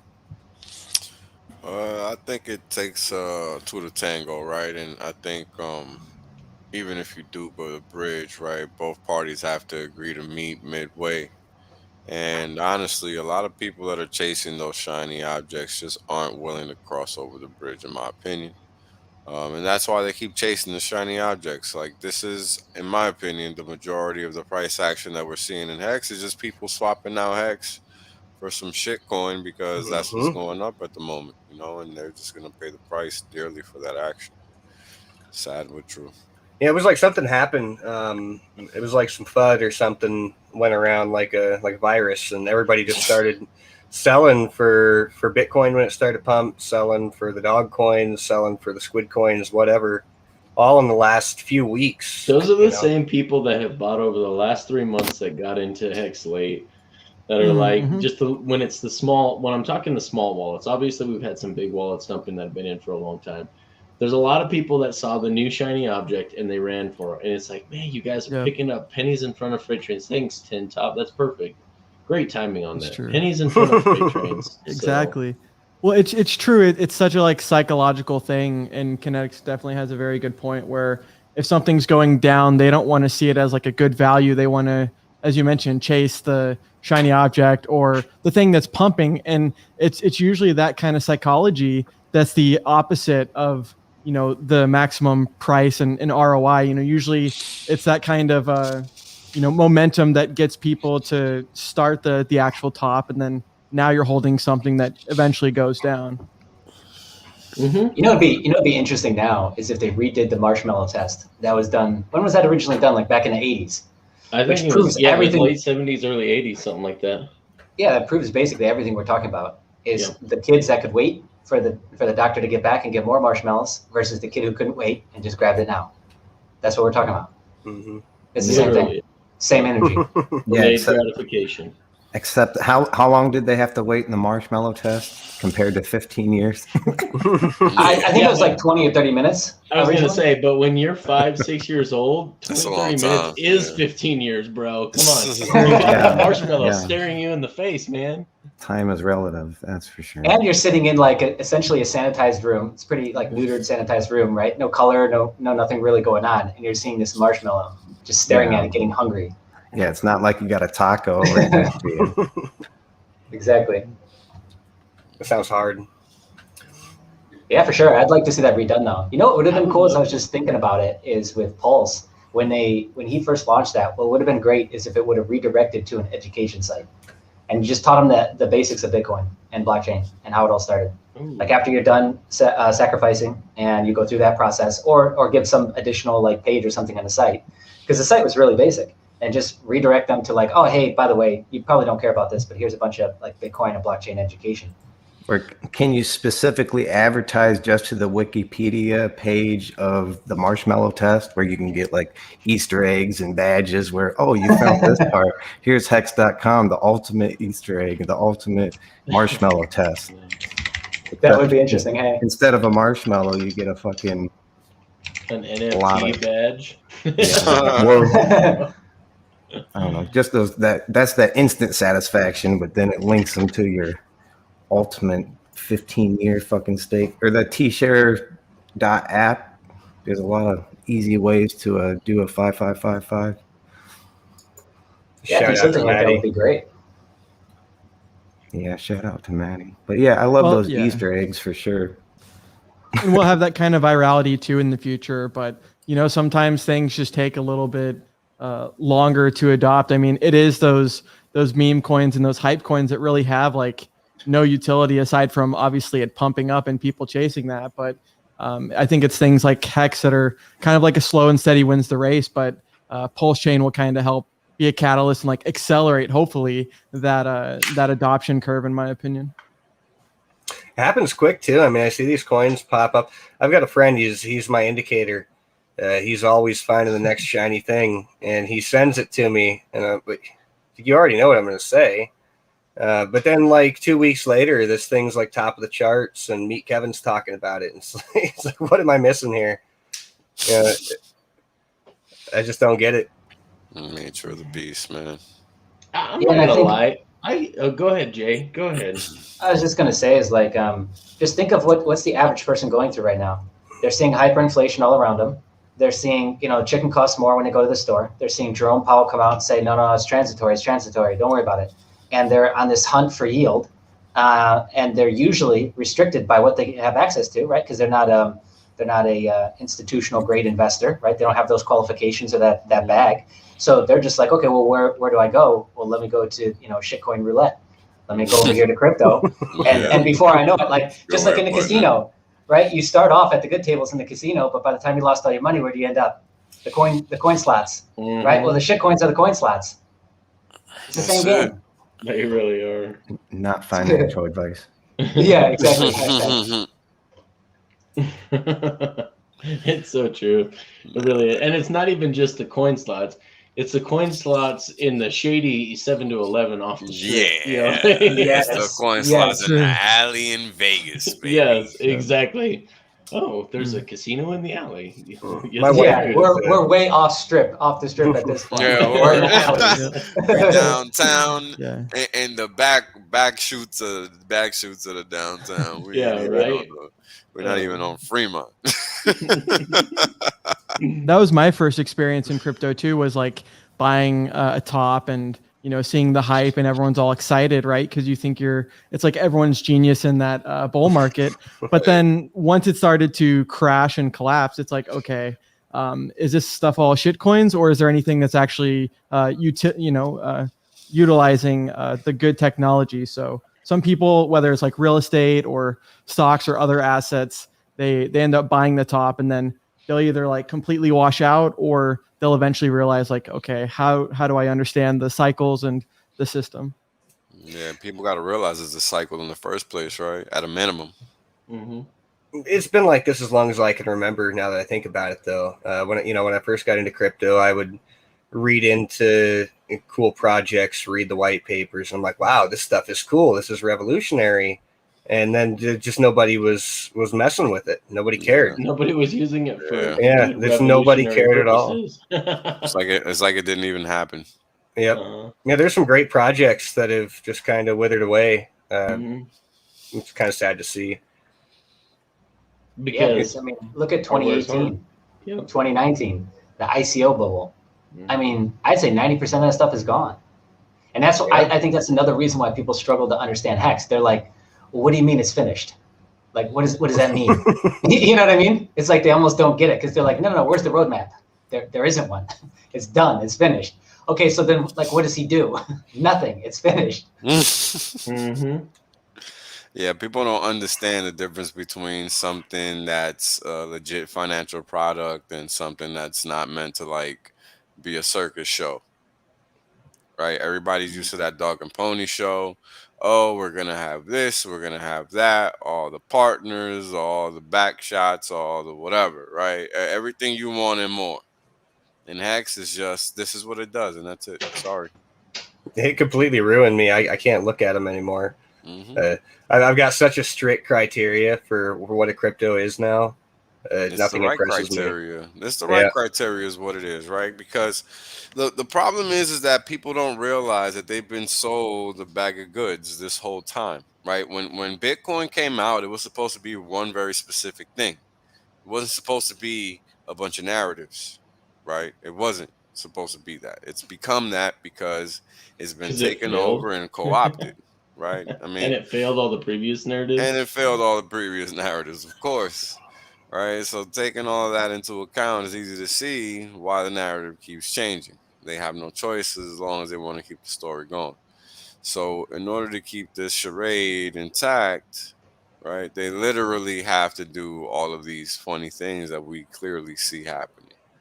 Like the gatekeeping of Hex. Right? Like that's not coincidental. Oh no! It's Oh honestly, no! right? No, it's far from coincidental. We're not in the inner sanctums of controlling the sheep. Like we're actually offering real sovereignty of money, real Freedom. sovereignty under natural law. Like we're Mhm. offering those things, and the powers that be do not like that.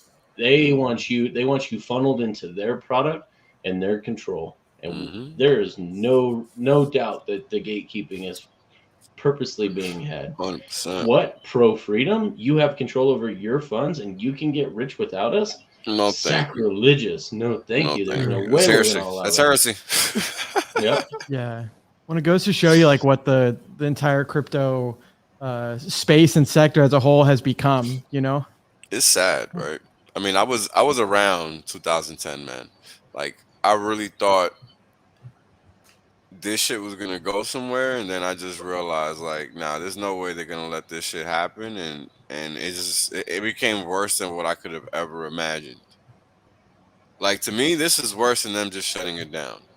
Because what's happened is that now they've created another illusory trap, another illusion, another false choice, right, for people to go and pick. And that's what Bitcoin has become. That's what Ethereum is, right? They're false narratives. They're not really what they're being presented as, right? And that's the biggest issue that I have with the promise coin space, right? When you have intermediaries running amok, that is no longer cryptocurrency. Simple. Yep. Yeah, and it's just everything's being guided, Yeah, right? To clearing houses and custodians and things that are not the real asset itself, just like they did with gold and silver. So it's like people really should sit with this a lot longer than they do. Like they hear us say it and they're like, yeah, wow, that makes sense. Okay, I get it. No. Sit with that for like days and days and days and days. Well, you know and what, then Jay? You start to realize the depth of it. We were talking about me and DC, Dollar Cost Crypto. We were talking about this the other day, how even in the stock market, you don't own the stocks. So even in that market, you're removed from ownership. People don't even realize it. That's true. Right? Like yeah, look how they've guided it. They've guided it and they dump you off at places where you're guaranteed almost to lose your money. You're never going to get to the place that they're at, and they're always going to be in control. Those are the rules of the system, and the system just keeps duplicating itself. And it's like, so now it's like waved its hand up and it's saying, hey, look over here, this is Bitcoin, this is this new thing, you'll be free, we promise. But then they took it and turned it in this direction that they wanted it to go, and they're still raising their hand saying, hey, come on over here, this is, remember the freedom thing over here? No, dude, it doesn't exist. No, it's gone. Not at all. That's the whole. That just reminds me of the whole job scam. Jobs are such a scam, man. People are willing to work for just enough to pay all their bills, and then the credit system perpetuates this, in my opinion, because you got people that can't afford these $800 a month car payments and these $4,000 a month house payments, and they're never going to have any disposable income to invest and ever catch up with the wealthy, because they are just living the credit game. And they're working for half their actual value. They just don't know their own value. It's the same system, just replicated in this new financial system we've created called crypto. There's just a few at the top making the money, and the few at the bottom just are gonna keep spinning and grinding their wheels and never get anywhere.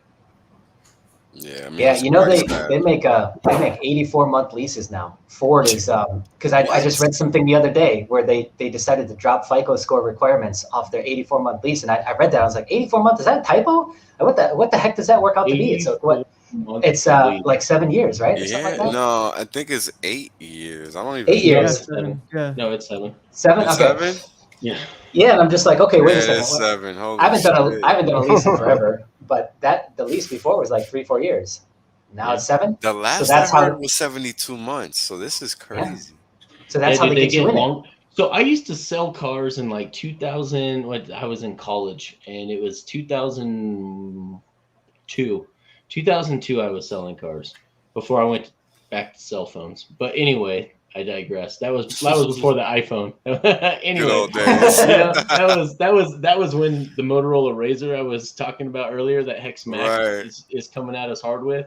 That actually existed back then. But the cars, I remember it was like unheard of to get a 4-year loan on a car. Like it was unheard of. Like you really had to have bad credit to stretch your payment out 4 years. Like you really did. And it was only the subprime lenders that were allowing that at the time. So it was hard to close on a deal if they couldn't get approved for a 3-year loan.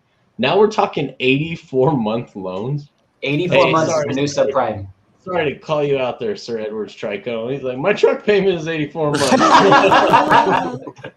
And he's right, though. You pay the sticker price twice by the end of it. Yeah, it's crazy, man. Most you don't people don't even. math. Yeah. You don't want to do that math. Just leave it alone. If you're going to get that, just close your eyes and sign. Just close your eyes and sign. Just as soon as Hex hits $1, just cash out enough to pay off that 84-month truck payment. Yeah. Oh, well, most people don't even do the math, like you mentioned, and so they don't realize how shitty of a deal they're getting. But they want to live above their means, or they feel like they need it. So then they like sign the deal anyways. And you're right. That's a long time to be committed to a lease where it goes to show you like the progression of the system itself. Like that's a really long time. Yep. Yeah, the first car I ever bought, I think I was 20 or maybe 19. I don't remember. I was pretty young. I didn't really understand the whole financing and that you were really paying more than all of that. And by the time I figured it out, I had done the math and ended up realizing I probably paid 40% more than what I actually, than what the sticker tag was. And if you don't own the car, you got to pay like full price insurance, like full coverage or whatever. Oh yeah, you gotta have you gotta have collision and comprehensive. Yep. Oh, you want to hear? I was just gonna say, we want to hear something interesting. Is I'm in Asia right now, right?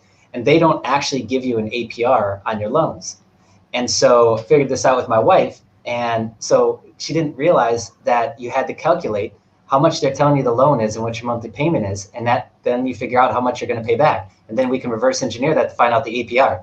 They didn't actually know that existed, so that's happening all over Asia right now, and so a lot of that is just an education thing, right? But they don't even realize that, like they're like, oh yeah, I think there's interest on it, obviously, duh, but like, okay, so like how much? I don't know. Yeah. Okay, so how about we do some math really quick, and I'll show you how to figure it out. They didn't even know. Yo, that's insane. Dude, that's crazy. Yeah, it's not super surprised by that. I kind of am, because they're so math based, so quantitative, that I'm like, they didn't know about interest. The fuck? Yeah, but it's easier to not talk about. It's just, don't worry, we'll tell you what your payment is next month. Don't worry about it. Yeah. Yeah, I guess, man. There are That's some true. obedient people, so I guess that's true. Well, that's like college loans. You don't know. Yeah, I found out because I wanted to, not because anybody taught me. Yeah. No, Marcavelli's right. People will usually just close their eyes and do whatever they commit to on the paper just to get the actual thing. But yeah, you don't realize how much you're screwing yourself down the road when you can't pay back that interest, or you can't really get ahead of the actual loan itself. So get this. I was the highest paid sales manager for, there's 2,300 errands rent to own furniture stores, and I was the highest paid out of all 2,300 of them at one point in time in my career. Damn. No, I hated my job. Every day I went to work and I showed them, look, if you bought this cash, we'll give you a 20% discount. If you don't buy this cash and you lease this over 2 years, you're going to pay 3 times the price of the actual retail of what we'd sell it to you for cash. And they didn't care as long as they could afford the monthly. Like, no, you understand, like, I'm showing you right here, this $1,000 couch is going to cost you over $3,000 over the next 2 years. Yeah, but right? Is it 2 years? 2 years, 24 months was the longest we had at that time. I don't But know if it's longer now. It's been almost a decade since I was there. So, yeah, but like I'll tell you what, I felt bad, and there's certain people that will show up and, oh, okay, and then they wonder why, and they can't pay it, but we don't really do credit checks and stuff there. They can't pay it. That 3 months from now you're going to pick it up. Then they get mad at you when you come to pick it up, and it's like, you agreed to a monthly payment you couldn't afford. Like, I felt like I was ripping people off every day. I kept trying to like talk people out of the deal. Like, you don't really want this. Like, look at what it's going to really cost you. Yeah. Okay.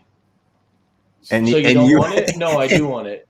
And you were the top salesperson. I was. I was paid sales manager. Please don't buy this. No. I want all of it, man.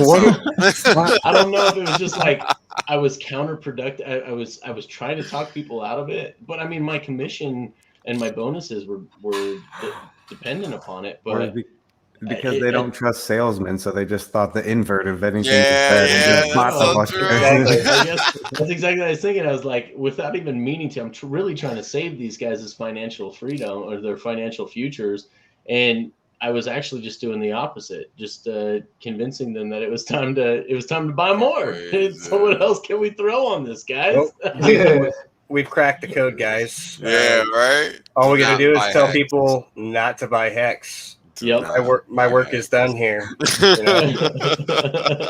Yeah. Yes.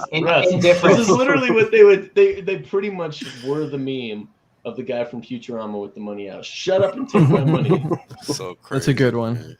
Yeah, that is a good one. Homeopathic sales. Yeah, that natural indifference always works, man. Like I did door-to-door sales when I was younger for 2 years in Detroit and Miami, which arguably two difficult places to sell, right? Yes. And we were taught this formula on day one. It's called GIFs: Jones effect, indifference, fear of loss, sense of urgency. And I remember that shit to this day. I was like maybe 22 at the time, right? I still remember that to this day because that shit works. Like indifference, like true natural indifference works, man. You get people to like literally beg you to take their money. Yeah. Well, you're almost offering them an elite club and pulling it away and saying, but you know what? You really don't belong in this elite club. Like no one wants to be rejected from the elite club. Everyone wants to be part of the elite club. Well, I think some of that would be fun to play with actually with Hex. You got my wheels spinning now. I'm glad we brought this conversation. That's a good idea. So, I just don't think this really fits you.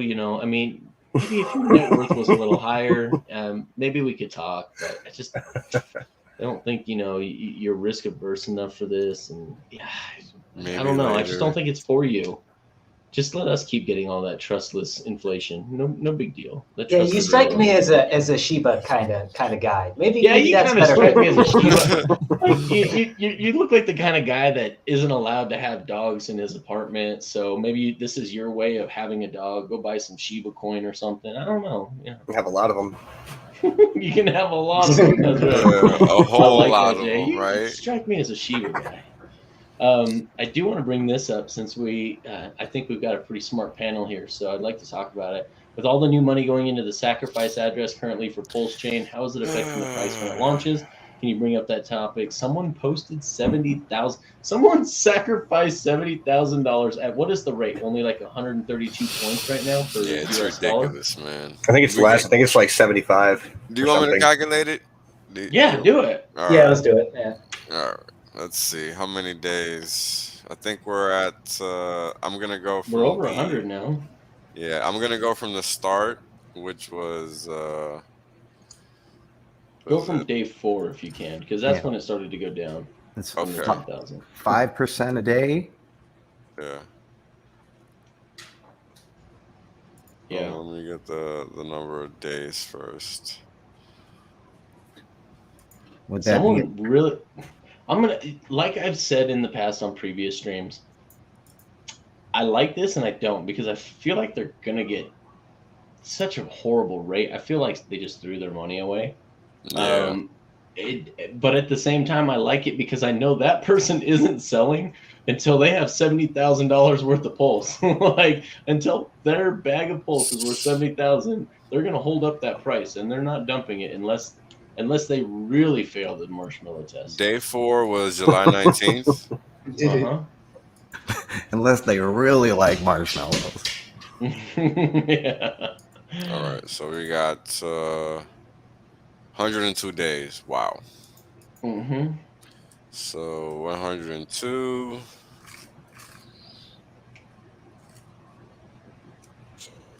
Yeah, Sarah brought up a good point real quick. Is I've heard a lot of people say this is like they're just trying to secure a position because they want to get airdrops on essentially a Genesis, hopefully a Genesis block. I've heard that one before. There's benefits. There's going to be benefits to that, but 70,000. Yeah, I don't know. 145. 145 is the rate. Now throw $1,000 at it. Most people can afford to not see $1,000 for a while. I mean, Sure. It may put some people in pretty dire position, but 500, $1,000, that would make sense to me. Yeah, well, the hopium is better than I agree, but your best bet at this point in time is to buy all the cheap hex that you freaking can, because you're going to get a copy of it and you can trade it directly for Pulse once there's an automatic market. Yeah, you're literally giving you're okay. So when we were getting a rate of 2, or as a worst rate, right? The best rate was 2, the worst rate was 1 when we were sacking. Right now, the rate is 144. 1 over 144. Or 45, sorry. So that means that for every point you're getting 140, you're able to only claim 145 PLS points. That's it. Because there's no 10,000 here anymore. Right? There's no thousands to account for. It's just the PLS rate going up every day at 5%, and that's it. There's no multiplier, there's no nothing. So you're just getting that pure, sorry guys. Oh, all right, that was a quick one. No chance to be muted, but it's just 5% a day, and that's it. So I got like 10,000 per point, so those guys are nuts. Yeah, exactly. Or maybe we're all just thinking that this is not going to. We're underestimating how crazy this might get. Well, here's the thing. Look at ETH. Here's the thing. Yeah. You got 10,000 extra supply, trillions. True. So the price has to reflect that off the open. So it has to trade all those zeros. Yeah, I know, but at the same time, maybe we're allowing our unit bias and the vanity metric that is the market cap to dictate. No, I don't think it's market cap. It's so every time somebody sacrifices, all they're doing is adding to supply. They're not adding to the price. So it's only going to get harder to get up because everything is going to be based on the supply, right? Everything has to rotate off of percentages. So everything is going to be based on the supply. So the bigger the supply, the harder it's going to be for the proverbial system to get up, right? Because the supply is weight on the system. The question is going to be how many people are going to be satisfied with their quantity of Pulse once it's launched, because a lot of people don't know what they're going to receive. Even we don't, and we sack during the actual sack phase. We just got guesstimates. So, if what's happened is that we're going to see a launch where the price is going to be commensurate with the actual bonding curve, which I highly doubt, that would be crazy, because then you're automatically like a multi-billion-dollar market cap and you're in the top 20, and just right off the bat. So I don't think that'll happen, but I don't know. Nor will we get listed that way if it does happen. Right. Right. You better believe that. So interesting aspects of the market at this point in time. Yeah, we've never seen anything like this, so it's really, for me, it's kind of hard to think what can happen and what will happen as far as the speculation goes. But Yeah, either way, it's going to be a roller coaster. Let's just say that. It's going to be interesting because nothing like this has ever happened. Well, my only comparison would be like the Matic network. Like I was like with the same thing where you just change the network up in MetaMask, pops up, and then you got to send the bridge over on the Matic network. It's a cost of fee there. So, if the bridge isn't secure or if fucking somehow ETH can, stab us in the back again and just charge crazy bridge fees, like just make a special situation where normal gas fees are normal price. They're actually reasonable, but just bridges to the fucking Pulse Chain network are $1,000. I like this. Internet lurker, I am so glad to see you back in the scene recently. I sacrificed for freedom of speech. What are you guys talking about? That's right. Why are you guys expecting anything? Why are you guys expecting anything at all? Good point. I like that. Yeah, does freedom of speech still exist though? So we gotta hold on to it with our Pulse Chain. It's being gatekept, but it does exist in some form. Definitely getting harder and harder to find those locations. You can just go out in the woods. You can say whatever the hell you want out there. You can go scream at the squirrels if you want. Don't make sure nobody's around and keep your fucking phone at home. Yeah, do no more.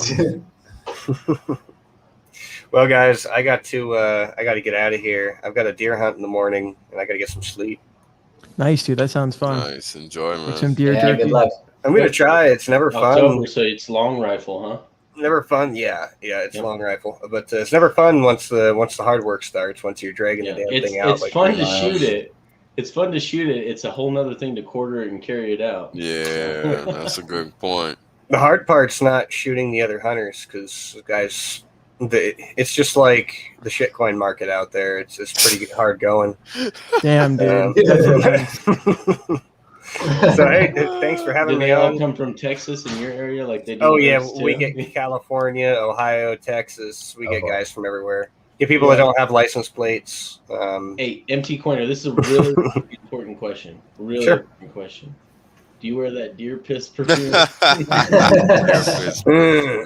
I try not to. Sometimes you got to do what you got to do. That's bow hunting. Bow hunting and muzzle loading. That's when you wear that stuff. Yeah, I mean, I've got a pretty good natural musk. Unfortunately, with a long rifle, you're shooting hundreds of yards away if you're a decent shot. So you're not anywhere near where they're smelling you. Yeah, I've got a rifle I'm working on. I'm trying to get a custom stock built with a Pulse logo in laser engraved in the stock. And I'm having a heck of a time actually getting it done. But if I get it done, I'll put some pictures up on Twitter or something. It's pretty sweet. Hey, yeah, dude, that'd be cool. I gotta check it out. If you're going with your guy Dick Cheney, don't do it. All right, called guys. Cologne, not perfume, inviting freedom. Have a good one, guys. Good luck with the hunt. MT is good too, buddy.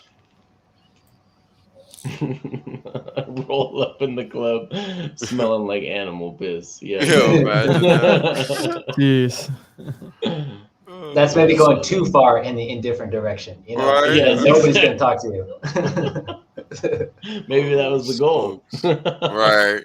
Just yeah. Could be. Oh my goodness. What the hell? Yeah, someone just get rid of that nonsense. Hey, thank you so much, Marcavelli, for being on top of it. That was some ridiculous. What is this? You have nothing to do. Yeah, I love it. What is That's that? great. People actually knew about markets. This was just the funny thing is like all of these promise coins can exist. They can exist. It's not a problem that they exist. The problem is that people just don't want to understand that different coins are going to serve different purposes. There is no room for just one, right? You can have thousands of coins in reality. As long as they all fit, thousands of use cases. Now, if they don't fit thousands of use cases, then you're going to have thousands of coins that are pointless. And that's kind of what happens is that over time you find redundancy and lack of utility. and coins just start disappearing. This is why you have all these coins from 2017, 2018, 2019 that no longer exist. Why would they? No reason for people to put their money there. So I really think if Bitcoin didn't have that first mover advantage, would have already been long forgotten. I 100% agree. So Totally. let me tell you, my personal experience back in the day was, why would I spend hundreds of dollars on a Bitcoin when I can buy some other coin that doesn't cost hundreds of dollars? It's very simple, right? Shoot, and this was back then. 2016. I started looking at crypto. I didn't buy until 2017, but in 2016, I'm like, hey, I can buy like 1 million XRP for like $1,200. Correct. Like, and what if that goes up to a couple $100? Because there weren't that many coins back then, so it was feasible. Yep. It was a feasible scenario. Mm-hmm. You know? And that unit bias is no joke. Mm-hmm. Yeah. That's a great way to put it, Brian. That's really what it is the unit bias. Mm-hmm. I mean, who wants to buy a fraction of something at $60,000 when I can buy for that same $60,000, or a tenth of that, I can buy millions of units of something. Right. It's a no-brainer because it's it's just a bigger bang for your buck. Yep. I love this. I love Anonymous Soup Girl. I would laugh so hard. Webcams was just Richard the whole time. Imagine. That would be super funny, man. I'm pretty sure I've seen webcams and other live streams. If you get up enough people viewing, then they come in. It's some like bot for live streams. So it's a proud badge you can wear. So you're doing a great stream when they pop in because you get enough of the algo going. Yeah. And that's always when the trolls show up, is when it's like enough people in the chat and everything. Right, as soon as you get a good, I get like paranoid. It's like, oh, they come in right at the worst time. Or I was even on with Joe Exotic or whatever, and it was just like the perfect timing of a troll or whatever, and it got like slipped up when I like deleted his the message of the troll. He thought it was I think I remember me. that. and then the chat just kept going, and it was just like chaos. That's funny, man. Kevin99, you keep throwing out some good ones, man. Keep throwing these out here. Not financial advice, but will you yourself be buying PHEX when it launches? Is that the smart move? What's the best game plan as soon as Pulse launches? I'm telling you right now, if you're waiting till Pulse launches, you're already behind the curve. You got a 50% dip in price right now. You should be buying on this chain and getting a duplicate on it and have it on 2 chains. So you're getting 2 for the price of 1. To me, that seems like the better buy is getting it now. But that's just me. That's not financial advice. You do what fits your trade and investment style. But to me, that seems like the play that I myself would be making. Or to use reverse psychology, don't buy now. Buy it when it's high. Yeah, don't buy now. It's too cheap right now. You don't want it while it's cheap. You want it while it's expensive. You want it when everyone else wants it. That's right. That's right. Until it becomes a narrative meme in modern pop day culture, you just don't want it yet. Trust me. You just want to wait till it's overpriced and everyone else has beat you to the punch. There you go. It's true. Nobody does. Nobody wants to buy it when it's 50% down. But that's the time you should. I mean, let's look at old man wisdom, Buffett himself. I mean, be greedy when everyone else is fearful. Be fearful when everyone else is greedy. Yeah, 100% true. That's what drives the fear and greed index. Yep. That what's mind blowing about that is how many times on a daily basis is that mentioned across the entire internet, yet everyone still does it. Yep. Mm-hmm. without fail. Nothing changes. Nothing changes, dude. Without fail, too. Yeah. Well, it's a good point because, you see the price going up, and those people that haven't gotten in, they're like, "Oh, I wish I could have gotten cheap Hex." And then you're totally right; it dumps 60%, whatever, and then now they're like, "I don't want to buy that. I want it to be super high, or buy Shiba that's that's pumping a whole bunch. So Yep. that is true, man. Those psychology and emotions really play in effect. 100%. Markets are reflective for that very reason, I would say. Yep. Good point. So, Kevin, it doesn't matter what the price of Hex is on PHEX is on launch. If you have it in your wallet before the launch, you already have it. So you didn't pay anything for it. You got it for free. So it doesn't, as long as it's got any value at all, you're up. You're winning. You're already winning. That's true. Yes, sir. Marcabelli, anyone ever tell you that you, oh, come on, tea and tickers, get the hell out of here. Get that guy out of here. Yeah. But just trying to click on this, inviting freedom. Marcabelli, 12, anyone ever tell you that you look like Christian Bale in that lighting? Yeah, I did that for tonight. This is my Christian Bale lighting. There you go. It's the Christian Bale filter he has on his camera right now. Yeah. Oh, man. I got it connected to my Snapchat, so it's just Yeah. It's the Lit. Christian Bale filter. Oh man, too funny, bro. You know, this is probably the easiest trade I've ever made in my life, and it's been the hardest one to explain. Buying on the dip. No, well, yeah, just being long Hex in general and never having to sweat it. You know, it's literally the easiest thing once you wrap your head around the simplicity that it is an actual crypto, and you don't actually have to worry about anything, because eventually people are going to stop selling. Like, everybody isn't getting out of the market. It's just not possible. So eventually sellers are going to stop selling in size, and people haven't stopped buying. There's multiple ways to see that in the data. So we know people are still buying, and we know that sellers are going to ultimately run out, and we're just going to see a repeat of what we usually see, and it's just, you know, skyrocketing a price in a matter of weeks. I mean, it's just constant wash, rinse, repeat. Yep. Yeah, I mean, most people, they work themselves out of the trade, right? Just like entrepreneurs. Entrepreneurs build a successful business, right? Then they get bored. We use that word. We get bored, and we got to go tear down our business and build a brand new one. Why? Oh, yeah. What was 100%. wrong with the old business? What's wrong with the Hex trade? Like, what changed? Unless the dynamics of the trade changed, shut up and stay in position. It's the same trade. Yep. Come on, dude.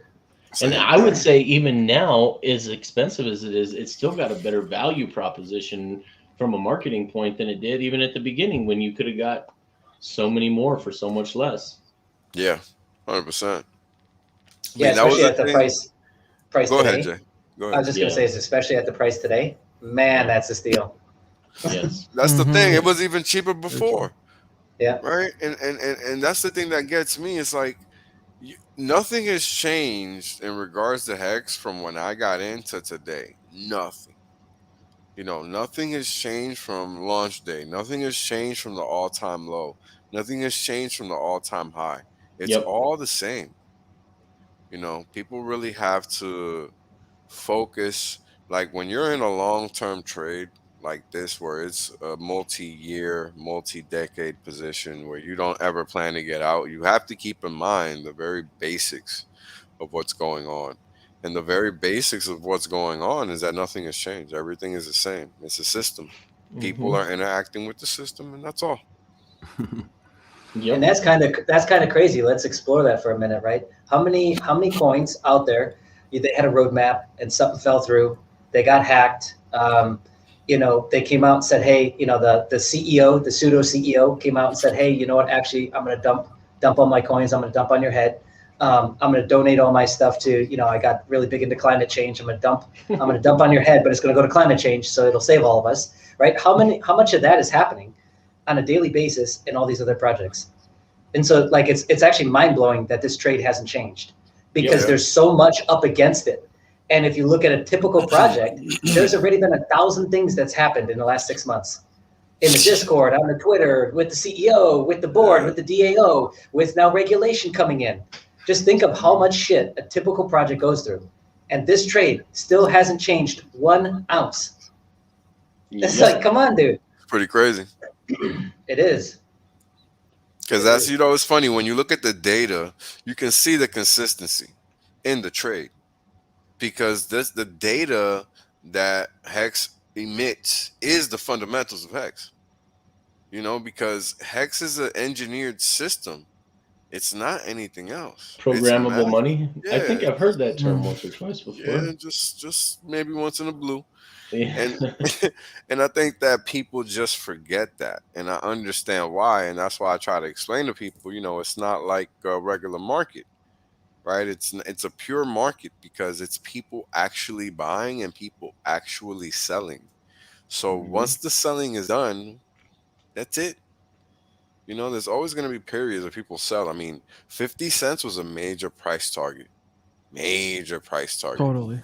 And we hit it, and now we're back down to 20 cents. Not a surprise. I mean, I think we've all talked about what a pullback could look like at 50 cents at one point. I don't think anybody anticipated somebody would purposefully sell down to 20 cents. Destroy their value as they exit out of the system. It didn't make any sense to me. But here no sense to me. Just wait a couple days between each trade, and it would have brought itself right back the frick up. You just wasted millions of dollars of future value. But that just goes to show, right? But that just goes to show the power of a decentralized market. And the lack of education that exists in quote unquote traders. They actually don't know what the fuck they're doing. Don't know shit. No. I mean, I must say that every time I stream, these people don't know shit. I mean, it's not even funny. Just look at the chart. It just goes to show. I mean, there's nothing sadder than a person executing in a market, operating within a market, and letting the whole world that they exist. It's the craziest thing. You're not used to seeing this. And then when you see it, it's somebody trying to manipulate the market, or they're just moronic. No in between. No in between. Yeah. I mean, in the futures, you see it all the time. This is how I know. You do see this all the time. Yeah, we've had this conversation about the futures and the degeneracy you see in the it's game. Wild, bro. It's wild. Oh my god, I love it. It's wild. It's wild. So I just gotta throw this out there. Wales gives me a hard time. He's like, that ain't fucking reality. And I'm like, I know, but I still fucking love this show. Billions. So glad to have Bobby Hexelrod in the house. Hexelrod. By the way, that is a filter that Jay is using to sound like Steve Buscemi. So it's the Buscemi filter, yes. It's the Buscemi. That's filter. Funny, dude. That's funny. I didn't even think of that. I was like, he sounds like somebody, but I can't figure out who. That's right. Did I take that as a compliment? That guy is an OG. Yeah. He's been in everything, right? Yes. He's been in everything. Mr. D. I saw, you know what I finally saw the other day? The Big Lebowski. I didn't even know he was in that. Oh yeah, that's right. He is in that. Yeah, he's in that. I didn't even know. Exactly. Yep. Yeah. It's crazy. That makes me want to rewatch. Doesn't he play Guido in Risky Business? I don't remember. Is that not him? That's not him, is it? I don't remember. Yeah, he is in a lot of movies. He's Mr. Deeds back in the day. Yeah, he's Mr. Deeds too. He's Mr. Deeds. Crazy eyes. Yeah, that's right, Mr. Deeds. That's right. No, that wasn't him. That was what's his name from the Matrix. Water Boy. Oh yes, yeah, I love it, dude. He is freaking OG. I love it. Yeah, he's all over the place. All kinds of roles, all kinds of everything that guy can do. Shit, Boardwalk. We forgot about that one, right? And that's a classic. That's a classic. Reservoir Dogs. Reservoir Dogs. Oh, I love that one. Yeah, I got that one on DVD. Don't watch it, but I got it on DVD. That was when I showed up for Freddie's music video. That's what I was going for, was the Reservoir. Yeah, I peeped that. So. I peeped that. I totally had the black suit, the white shirt, no tie, and the sunglasses. Yep. That's a great movie. I might watch that tonight after this. That's great. I might go watch that one. You know what? This has been fun, guys. I'm gonna end the stream. Reservoir Dogs. Reservoir Dogs time. Peace. So, Kevin, you keep having these great questions, so we'll address them. Since keep asking hopefully them, bro. this is actually some value that we're providing for you, and not just shooting the shit. But by the way, that is what Fridays are for. Just want to throw that out there. But when I get my pulse points that hopefully convert to a valueless pulse, and then I get my p-hex copy, I'm already staked. So, and if I had anything liquid, I would just stake it. That's my play. So I hope someone has something cooler that they're going to do with it. It has some kind of cool strategy, but dude, I'm just going to delegate my pulse and I'm going to stake my hex. That's all I plan on doing. Yeah, is that what we're calling is delegating it? Because it's like people talk about like farming or some shit. I don't know. Well, there's going to be the option to farm, so you can put it pulse as well. Yes, because you're going to have it as a trading pair within the automatic market maker. Because I just know you can't stake pulse, so that's being called different things. It's if you delegate it to a node validator, then you can earn part of the yield that the validator gets. So you can get more pulse. Now, the thing I fear about for those who are going to provide liquidity and a liquidity pairing with pulse, I think you're just going to get hurt by that impermanent loss, because the price is going to escape you as people buy it out from underneath you. And you're going to be like, why did I sell because that's essentially what you're doing when you use it as a liquidity pair, is you're selling it over time. And you're getting a small fee in exchange for selling it. But you're going to get left behind. If it goes up in value as fast as I think it's going to, you're going to get left behind. So I don't like the idea of, and the automatic market maker contract fixer that he's going to do to fix the that he's probably going to run before any of us have access to it, so we can't make any trades against it. It's going to dilute those who have an ETH pairing, and he's going to dilute the ETH side, 10,000 to 1, and so he's going to end up with most of the liquidity side on the other side of the pairing. And to me, I would let Richard and the free coins that he just minted for him and himself as the liquidity provider be the one to provide the liquidity for those things. Personally, I think you're going to get left behind with impermanent loss if you try to play that game. Yeah, thank you for answering that as well. Like, that's because I was wondering if it was like called farming or what, like, because you want to stake it, but it's not staking. So yes, apparently you don't want to get that twisted. Yes, absolutely. Hey, Pop Master 2K, what's up, brother? Hey, what's going on, guys? Kinetic, what's up? This is my b-boy brother from another mother. So that's right. From way back in the day. So you know it. That's right. So I like this. Delegate your PLS with the Fed, and everyone who's familiar with the Fed, it's David Feeder. That's good. So you delegate your pulse with the feeder. Love it. Yeah, with the DFed DS node, absolutely. That's where I'm gonna be delegating my proof of stake. I love the idea. It's awesome. Mm-hmm. Supporting the community and helping out at the same time. I'm going to be doing the same thing. Yeah. Now, farming, yes, Tarnwig, I will address this. Farming is a different thing. Farming is getting an additional on top of the fee that you're getting for providing liquidity. The contract address of whatever the project may be is going to pay you a farming, an additional token. Usually is the case, but then you're going to get additional rewards on top of the fee for providing liquidity. So. Cool, guys. I think I'm going to peace out for the night too, but it was obviously good being back. Dude, you're a young man, and it's only like 9:30 where you're at, bro. It's true. Man, he's like, man, these crypto gains got me feeling like 50. I gotta go to bed. Like, seriously, right? No, for Tom Brady and shit. Gotta go to sleep at 9. Dude, it is good to see you, Brandon. I've been thinking about you a lot. I'm glad we got to see you on stream, brother. Pleasure, Thank you so much for joining us. We appreciate it. Yeah, no, and it won't be that long until I come back on again. I promise. It'll be. I've got the schedule kind of rearranged a little bit too now, so it'll be good to get back on the streams because the more streams that at least I've attended and whatnot, I learn more from everyone else. So it's super cool to hear. I agree, man. That's part of the reason I do this is because I learn so much from the people that I have on the shows. So for sure. Exactly. Speaking of which. And speaking of which, that was a really you like good that one. Machiavelli, didn't you? That's Children of the Grave right there. That was all Children of the Grave.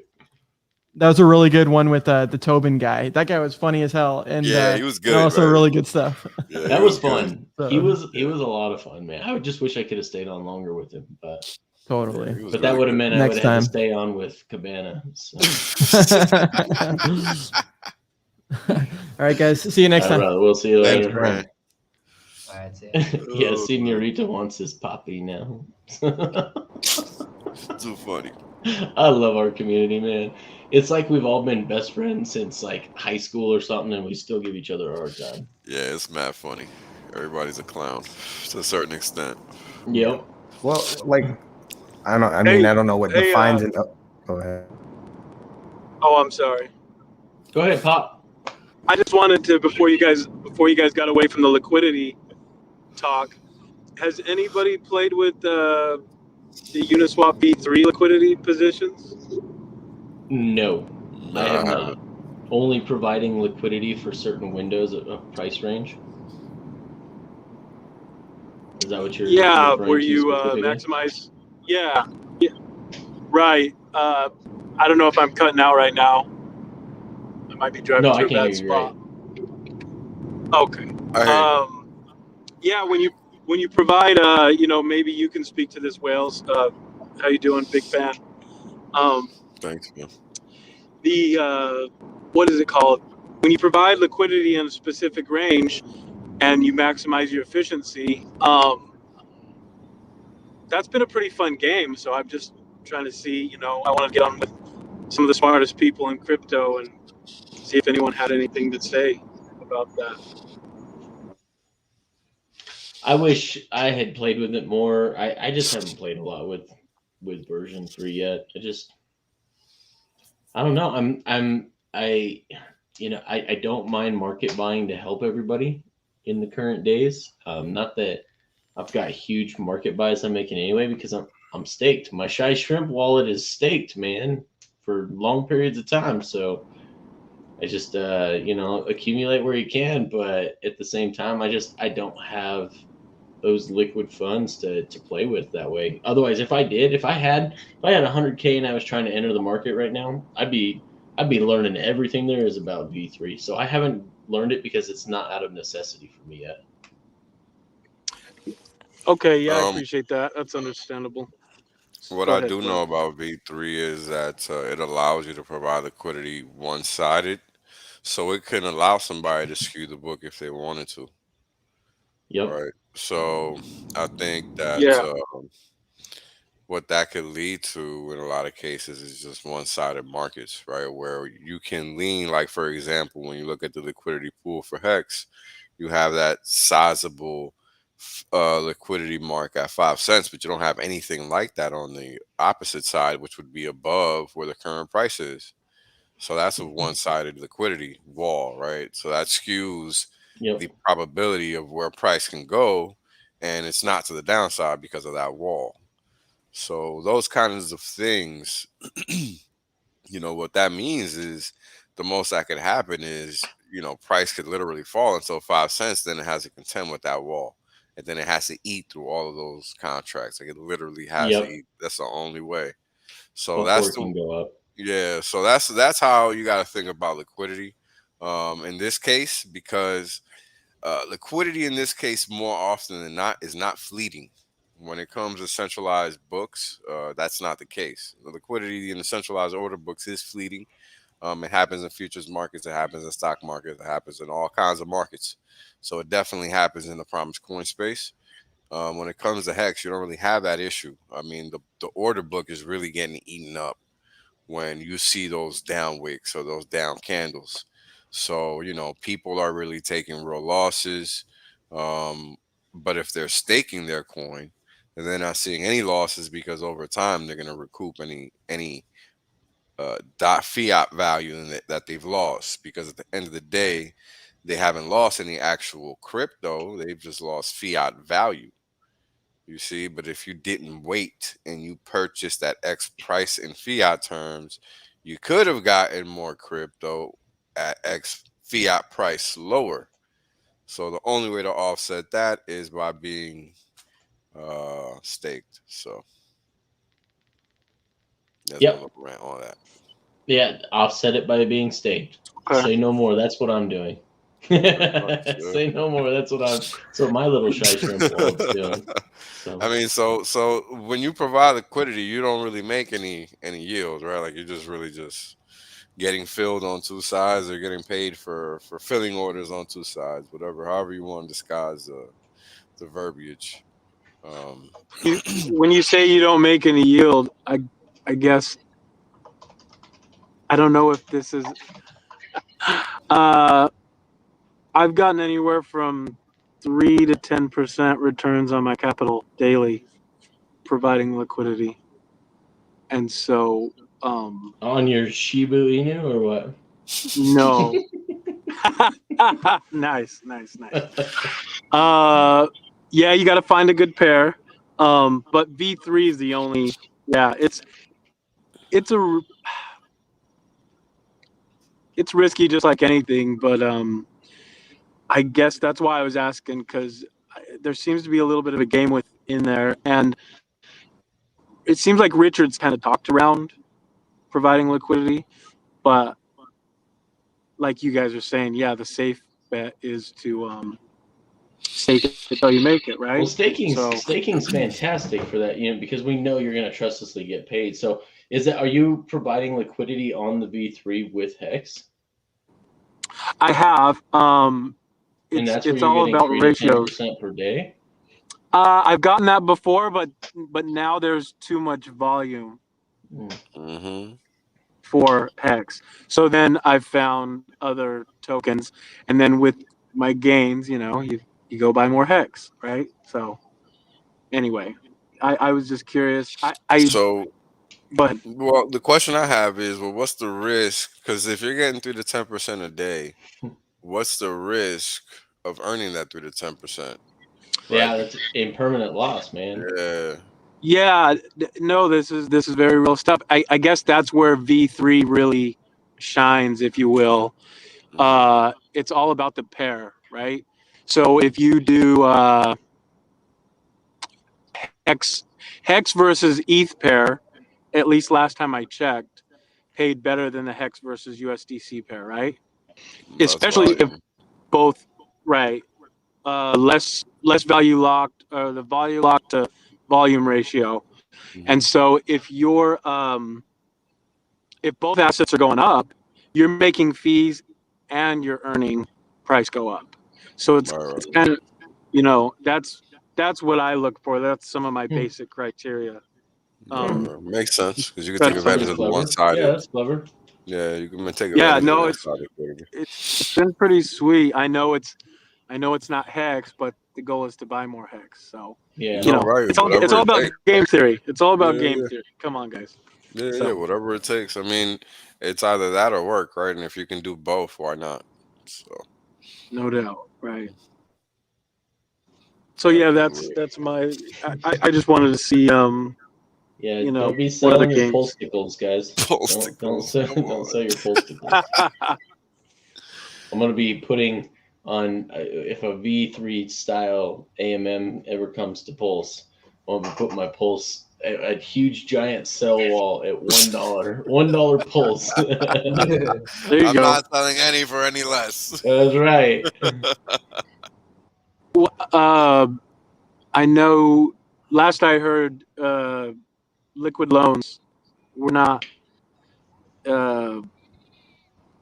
What's the consensus on that? I know Nerd Girl did a stream with them the other day.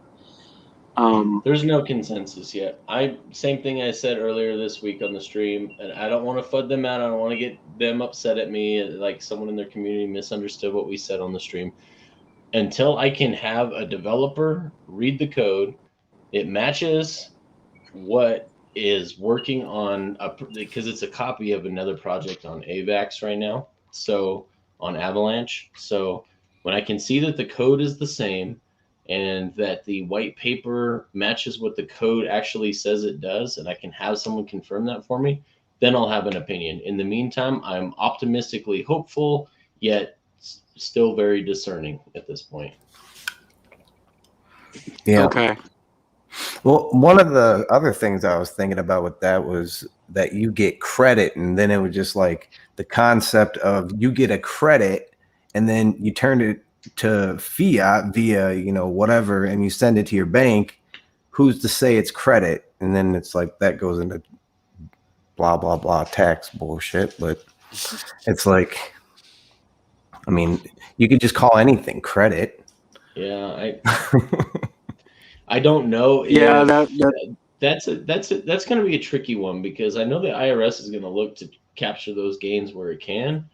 And I know there's a few of you out there that want to go the ROE, and there's other ways. And I'm doing personal trusts that are going to limit my tax liability to almost nothing. But here's the deal, guys. They're going to look at that. And right now, when you trade one crypto to another, it is not a like kind exchange. So it is a taxable event. So you can call it a loan all you want, but the IRS may still say, no, you actually just traded for another coin, and that's when your taxable event took place. So that's what I worry about. I'm not saying that's going to happen. I just want everyone to be aware that that could be a possible scenario. So. Yeah, I totally agree, because it's an LP. Like an LP is a token is a coin. I mean, like, we're just using different words for the same thing. So, I mean, it would make sense for them to swoop in and do that. Yep. I would suggest I'd suggest anyone that wants to look into the collateralization aspect of it and understanding those percentages and what it actually does is Matic has a project called MAI Finance. The ticker is QI.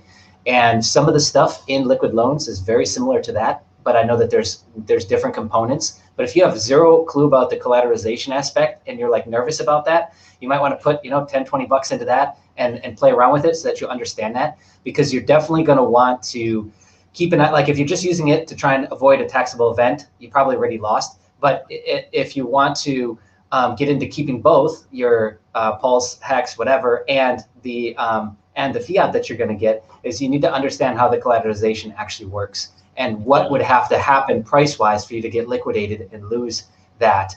And then obviously you just have the fiat at that point. But you need to understand that. And looping it, which they talked about even on that interview, but this is something very common that does work in Matic and other coins and chains, is that you can keep looping it. So you stake up and then you get that amount and then you put it back in and get more, put it back in, get it more, and you create this endless loop. That will not work with their project. They've stated that very clearly with how it's coded, and what they've created is that will not work. You would actually lose your money. You'd lose quite a bit, because if you did get liquidated on the whole cascade, because people will try and trigger these cascades, knowing that people will do that, you'll end up with the smallest amount of fiat that you got out of the whole cycle. So it's really quite stupid to do something like that.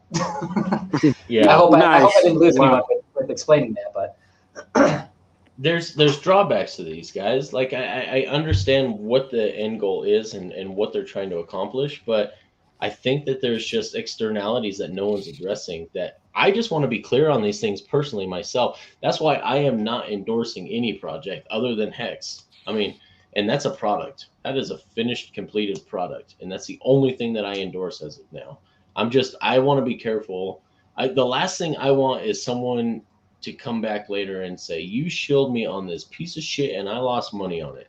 I have no interest in getting other people wrecked. None whatsoever. So I just want to be very, very careful about and be discerning of these things that you guys get into. No, I totally understand. I remember I don't even know if we say, that project early on in Hex, money or whatever. Hexy money. That was a crazy ride. I remember I remember at one point, if I knew what the hell I was doing, I could have made out like a bandit, because I saw the price go crazy. Yep. And I was like, why the hell did it do that? And I'm like watching it for like 10 minutes. I should have unloaded, but could have, would have, should have, whatever. But that was tough. I think those guys are still trying to do something. They're relaunching, yes. Oh, they're boy. Revamping, and so just be careful, guys. Yes. Just be discerning. Just know that you have something extremely valuable, probably, in my opinion, inarguably the most valuable asset on earth is Hex, and these guys want it. You have it, they want it. They're going to show you a shiny object to show you that, hey, you might be able to get more of what you have by participating with us, and they're going to end up with your Hex. So, and I'm not saying Liquid Loans is doing that, guys, because I know I'm going to get all kinds of shade and hate for that, but I just want you guys to pay attention to what's going on. You have the most valuable digital asset because it's capital appreciating and it provides a yield, and people want that. So they want what you have, and it's at the price that it is now, as much of a discount as it is, it's exponentially larger than what a lot of people bought it for earlier, and they want it, man. They want it. So just don't let them separate you from your Hex. That's all I care about. Yeah, and that's what the Discourse Syndicate's for. I mean, be able to straighten out these things. It's like you're going to get a lot of people coming in the Pulse chain and coming up like, another topic would be like Doge Pulse or whatever. I keep seeing that. I don't know what the fuck that is. And then it's farming and liquidity. But that's why you can come in here and you got the community to run it back over with. And then, I mean, if you don't have time for that, Richard Hart will say exactly what the fuck you need to be doing. Yeah. You know what? If all else fails, just wait for the big man himself to weigh in on the game theory and why it is or isn't a bad or a good idea. So that might be for those of you guys who aren't going to do the research yourself and dig into this deeper and aren't going to listen to people like myself when I do finally get to the bottom of what I feel is what's really going on, then that's fine. Wait for him to come out with something. I'm cool with that too. So I do want to give a shout out to the ladies stream. Graphene says the ladies stream was fire right before ours. And Sammy, I love her to death. She ran the ladies stream. She does this once a month. She says, Graphene, lots of new hottie Hexican chicks for my Hexican homies to simp on. So there you guys go. And like I said at the beginning of the stream, it's beautiful that we have more than one girl in our community, like all the other crypto projects. So we probably have more girls that are Hexicans than probably in any other, with maybe the exception of Bitcoin. But I don't even think those girls are in Bitcoin. I think they just chase those geeks and nerds around with Lambos at the trade shows and just show up in their pics and photobomb. I don't even think they actually own any Bitcoin. But these girls, these Hex girls, man, these Hexicans, they're on it. They don't need no man because they got their own Hex. So good on you guys for your stream earlier. You guys did awesome. Absolutely. And I have heard about that for like relationships or whatnot. It's good. Like if you want to know whether or not you're in the right relationship, give your girl some Hex and see if she sticks around. That's a good one. They can be independent as fuck very soon. There you go. She may not need you if you give her Hex. I know a way to offset the price decrease. I like this Super X. I know a way to offset the price decrease, makes some new stakes far out and get more cheese shares, so your daily yield goes up and helps offset price decrease. Sounds like a solid investment strategy to me. So do you really care if it goes down 20% if you're getting paid 60% annually? No. Oh, hold on. What about this? What if you use Liquid Loans to borrow against your Pulse and just buy more Hex and then make a loop like that? What about that loop? Yeah. Have you thought about that, Jay? No, you could. You totally could. All I was saying was within the platform itself, to keep making loops, it would be completely pointless. But there's other ways to do that. Like the example I brought up earlier on Matic is people were doing that. Is then they would go and use that to go and do completely different things or loop, but maybe just hold spot and not get into any kind of leveraged or borrowed positions. But then there would be people that would go and just, start to be a market maker on Aave or something like that, depending on the size of the bag. But yeah, you could do something like that. That would work. Okay, cool. All right. That's what everyone's doing. No. No. That's not. I was like, wait a second. Do not put words in my boy's mouth. No, I'm just kidding. No, sir. I know. That's just one of those. It's just one of those things that I worry. It's just game theory. Where's my blind spot that I didn't calculate for, and then it all goes to zero, and I'm like, and I figured out that light bulb moment, like, oh, I should have saw that before I did this. But that's what I always worry about. Where's my blind spot that I'm not seeing? And I can think about things. I'm like, I know there's a blind spot. I just can't put together where that blind spot is at. Fortunately, with Hex, I don't have to make that distinction. Yeah, right. Imagine. Shoosh. Bad enough having to make every other 15,000 choices. Yep. So the less the better, actually. Choice fatigue is a real thing. That's why traders usually fail. I like that. That's brilliant. I think Jay would probably agree with you on that. 100%, yeah. The bigger you start to spread yourself out to, the harder it is to just chase. Yeah. Because that combined with just regular decision making throughout the day, like, why do you think Zuck wears gray shirts every day? He knows. He gets it. So we're just stacking too much stuff in one day. You start to get fatigued. And it's like 2 a.m. and an alert triggered, right? And then it's like, maybe you didn't add a note to that trigger. And then it's like, what do I do? So you're trying to remember your plan. Yeah. But it's like, oh, this is the 150th coin I've got. What do I do? Or the 20th, you know? I don't know. Like, Hex, in a way, does make you lazy. Because you're just like, it starts to get you to question, why the fuck am I doing this other stuff over here? That is stressful. It's like aging me. I'm getting gray hair. I don't like it. Why am I doing this? I could just chill and just hold this over here and just go back to what I was doing. Like, go get a job, go get a hobby, go do something. You know what I mean? Like, it does get you to think like that, 100%. Dude, that's where my mindset's at. I'm like, I can go build other things and know I'm in crypto, getting the outsized gains and not having to actually do anything once I'm in there. So I'm building things in the real world. Me and Wales are building things in the real world. Jay and I are building things in the real world because I don't have to worry about what does my position look like right now.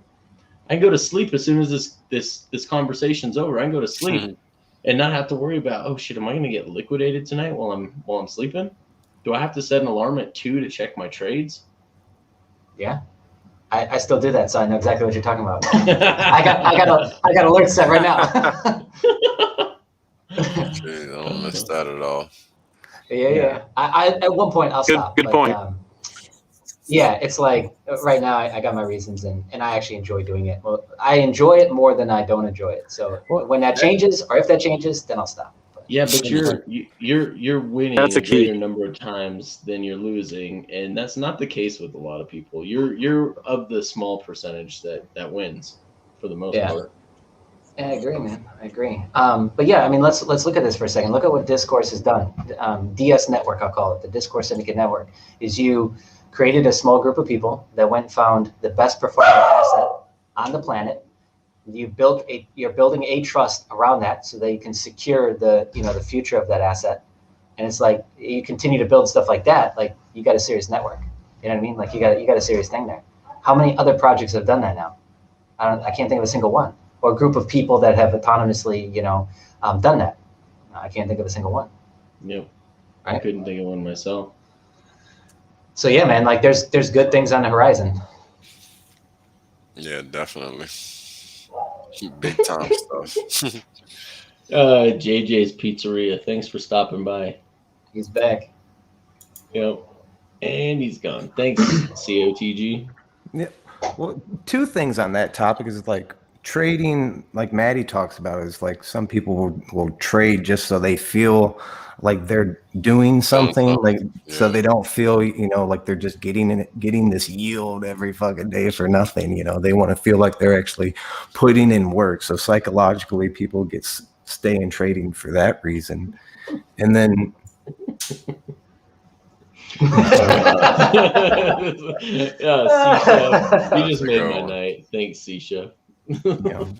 I mean, I'll trade just a little bit, basically just for fun, so you stay like in the loop of like the ups and downs. But I mean, I'm staked, and like the more I trade, the worse I do. Like, I can't beat the yield. Like over time, it's a joke. No pressure, right? Yeah, and I mean, you get 3 times your money if you could do a 15-year stake instantaneously.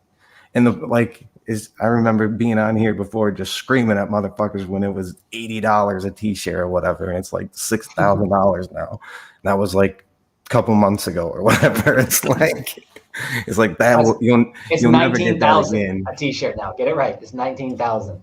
19,144. There we go. Dollar amount. The dollar amount. Oh, right. 5,000 or so. It was like $88 $88 to do a 15-year stake to get a t-shirt, and now it's like what, $4,500 or something to get a t-shirt. Richard brings it up, and I still remember it. 60-cent t-shirts. I don't know if anyone remembers that, but there was a time when it was 60-cent t-shirts, bro. Oh man. Yeah. I'll be right back, guys. Got to get a delivery. Okay. Is it JJ's what month? Pizzeria? I hear it's I hope not. Nah, it's not that. I hope not. It is not that. That's for sure. Be back. When were the 60-cent t-shirts? Oh, dude, the beginning of the system at its lowest, like day 32 or day 33. Yeah, day 33. Richard did a live stream talking about it. He's like, "Oh, this is day 33. I kind of like numbers. I wonder if this is going to be my favorite number." It's like Hex has gone down pretty. I remember that day, like telling myself, Wow. I'm wishing I could go back and YOLO. I wish I could have leveraged to the hill. I wish I could have put mortgages on all of my houses, HELOCs on all my houses, like sold my car, maybe like sold the dog, everything, and bought as much as I could on day 33 if I could go back and do it all over again. Yeah, I didn't know Richard like that back then, so I didn't do that, unfortunately. But I mean, stream after stream after stream after stream after stream, you kind of get to know him, and it's like, oh, well, I mean, I don't know any other billionaire that's talking to me like this, who's created a product that I can just click a couple buttons and get into and fucking leave it alone and have a community. Is Dorsey, are you calling me an ass? I'm just reminiscing of the old days, the good old days. Oh man, that was so I did participate in day 33. I just wish I had gone YOLO that day. I mean, you don't know what you don't know, and hindsight's 20/20. But sell your ass. Oh yeah. I might have considered that, knowing what I know now. Maybe in that shady alley with the penny slots in Vegas, you know. So I'm sure there was a guy down there that could arrange that deal. I feel really sleazy now. And that chart, I mean, the T-share chart is really consistent. That one, it doesn't have quite as much volatility. No, it's got a lot less volatility than the actual price chart. So, Kinetics complaining like a pro. Yeah. Yeah, that's true. I did DCA back early in with all $15 that I had to make my shrimp wallet. So, well, if you stay I know the pain.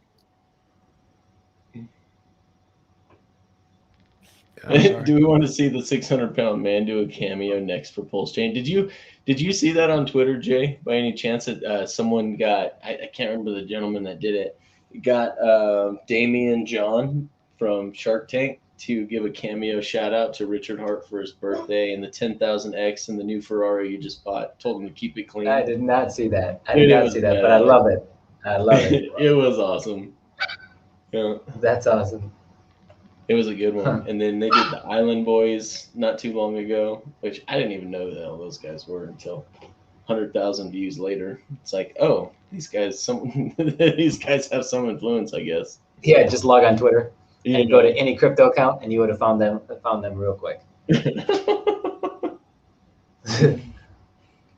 then there's like that new dude who's got like really trimmed up facial hair, and he's just kind of a bizarre guy from like the Middle East. I don't know what his name is, but yeah, I don't know. He's like the new one. He's the new Island Boy that everyone's paying to do cameos. See the one that has like the fake eyelashes on? Yeah, and like eyeliner. And like chops on the side of his face, and it's like perfectly trimmed. It's kind of a heavier set guy. Yeah. Yes. That. So people are just paying him to say like retarded shit. Hard Rock Nick. That's right. Thanks, Hexmac. Yeah. Did you look that up on your Motorola Razr flip phone or what? Hexmac. Appreciate you looking that up. Yeah, these cameos are really going downhill, Ross Hex says. Yeah, but I like the Damian John one. That one was awesome. I bet Damian John Googled Hex after doing that cameo. What? 10,000X? What? He's like, what words did I just say? Let me go look at this. Yes. I like the Gilbert Godfrey. I didn't get to see. I saw the cameo, but I didn't get to watch it yet. It's like 15 seconds. It's pretty funny. He just repeats the same thing. No spoiler alerts. Oh, okay. You know what was not so funny of a cameo is Kevin O'Leary shouting out and telling people that they could win up to $1 million if they join FTX, which is a leveraged trading platform. By the way, I was eating in a Mexican restaurant tonight watching the World Series, and FTX is on the frickin' mound. I'm like, dude, someone wants them to succeed and has given them all the keys to the kingdom. Yeah, it's interesting because they're sponsoring Miami basketball team too, the whole stadium for the year or something. They signed that deal. And now we got Kevin O'Leary, who's like a Shark Tank guy in case you didn't know. And we got him now promoting the FTX US.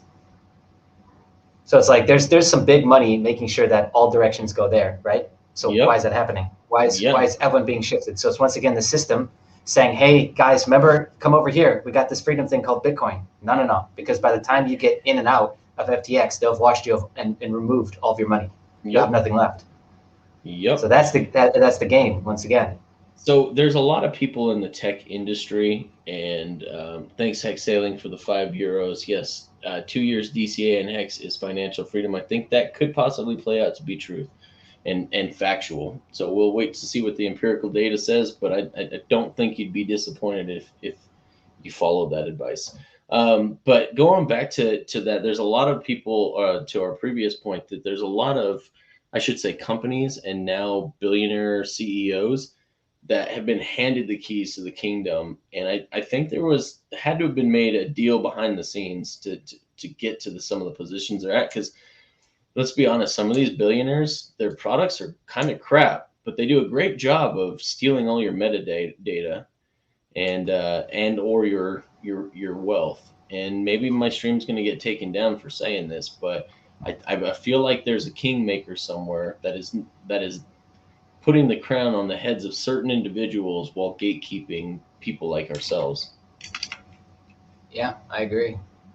I was just going to look it up, but I'll say it, and I won't have all the details. But, Facebook, for example, launched one day after a 3-letter agency closed down their exact same version of that, which was called something else that failed.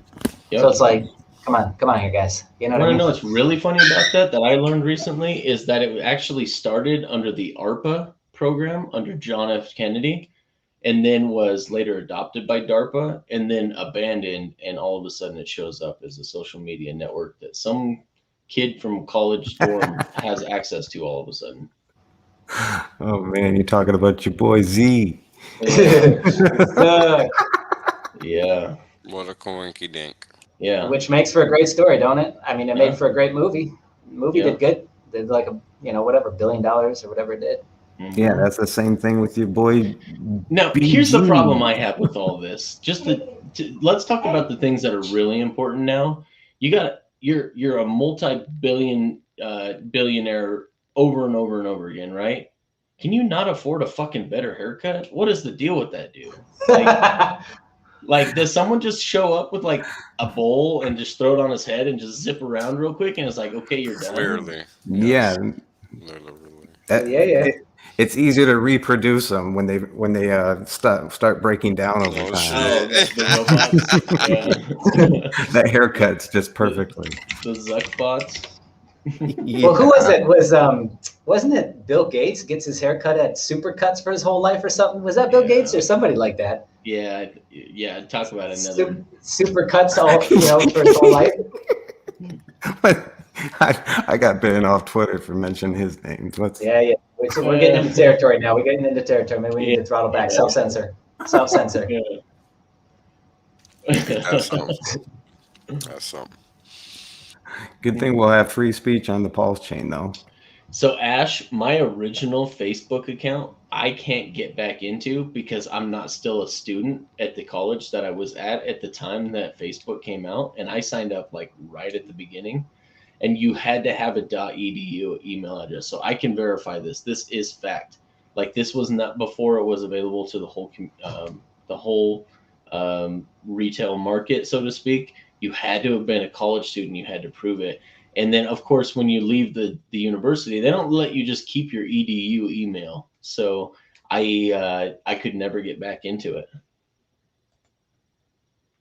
But I'm not too disappointed by that. Just throwing that out there. I don't play in the cesspool that is Facebook. Yeah, you're not missing much. No. Pretty much. Yeah, my whole Facebook page is pure propaganda. No kidding. Good.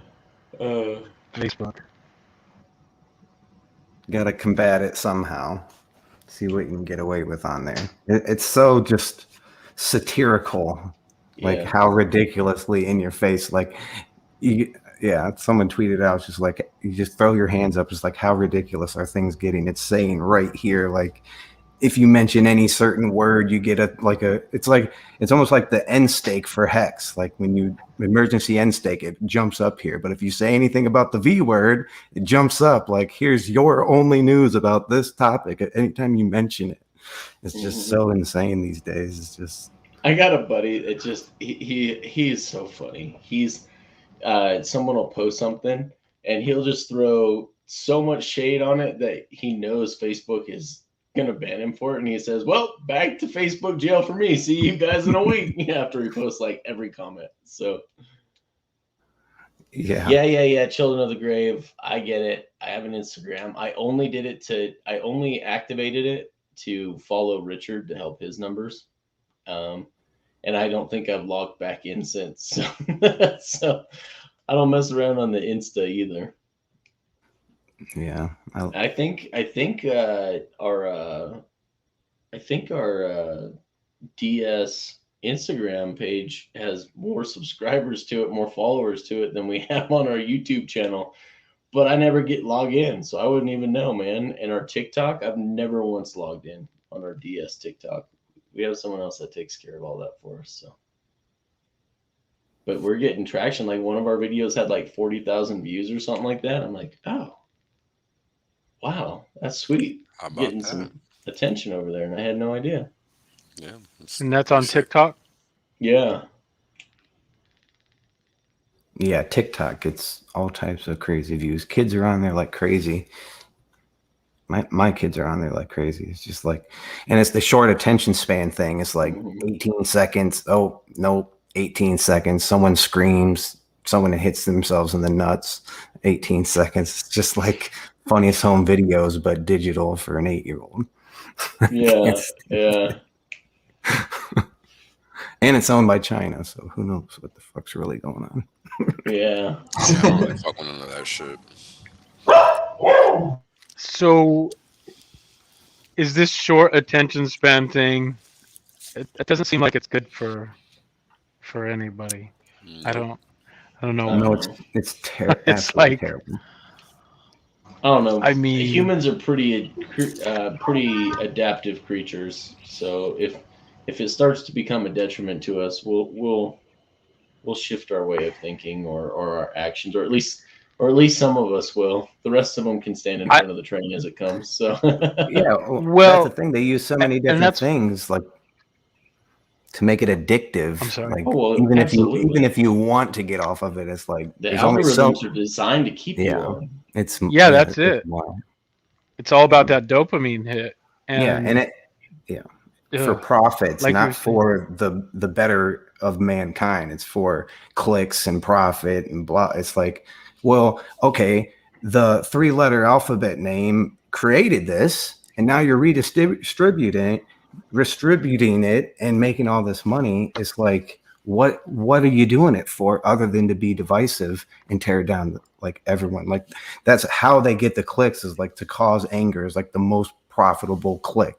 And it's like, okay, maybe that gives you the most clicks, but is that the best thing to do? And then whose choice is it to make that decision? Well, I don't know. If this alphabet group made this technology and is now using it against us, that sounds like some bullshit. Yeah. Tear us down. What was that Netflix movie called where they were talking about the internet and Social Dilemma? Is that what? Yeah. And to go back to what Kinetic said a minute ago, the with this, you said that society will redirect. How did you put that? Correct itself, readjust, right? Yeah, I think, or at least a percentage of us will. Those of us who are willing to better ourselves. Right. It's personal, and I guess when you look at how it's about the dopamine and they want more profitable clicks, but then what is the individuals that are creating the content, right? Like YouTube's really kicked it off, and now we got TikTok with these few second long clips. I mean, is it the fame? I guess what's really in it for them are, I mean, some of them might be trying to monetize it, but I think there's a more nefarious scheme behind it, personally, or I'm led to believe that there's a more nefarious scheme, because if your habits, and you've got an algorithm that reads how much, I mean, they do everything from watching how long you stayed on a post, to how long after you clicked before you click to the next. So like, they're getting so much metadata on you. They know you better than you know yourself. And yes, advertising and money and marketing is part of it, but it's real easy to control a population that they know more about you than you do, when they can preemptively push you towards a decision before you even knew you were going to make it. And rewrite your history books to make them out to be the fucking good guy. Yeah, all the winners in history have done that. So yeah, for sure. Yeah, I couldn't agree more. It is about control. Like, if you look at how information was distributed, now they get to do it at a higher frequency. So before I get this stream taken off the air by giving my conspiracy theories, I just want to throw out there, BMA, we're proud of you that you're able to move out of your mom's basement at 56 years old. So proud of you, bro. Congratulations. So congrats. About time. Rob says, I'm next. Great work. On that note, I'm gonna dip out, boys. I got a little puppy yesterday to keep the other one occupied, and they're going nuts right now, and I gotta do some things with them. So I'm gonna jump off, hang out with them. I gotta go do some stuff because it's Asia, so we're just starting our day. So, but yeah, thanks so much for having me on. It was great chatting with you. Thank you for joining us, Jay. Love your view on so much, so appreciate it. Thanks for contributing. Yeah, thanks. Yeah, we'll see you next time. You betcha. Okay. Yes, you do. So I don't want to go off on any tangents now, because I don't think it serves my channel well. I really don't. I got you. I was trending really hot, and all of our viewership just dropped off all of a sudden. So it's like the YouTube algorithm didn't want to push my video any longer. So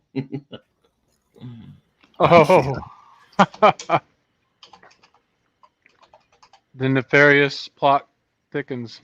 Yeah, exactly right. Thanks for proving me right, guys. Yeah, there it is.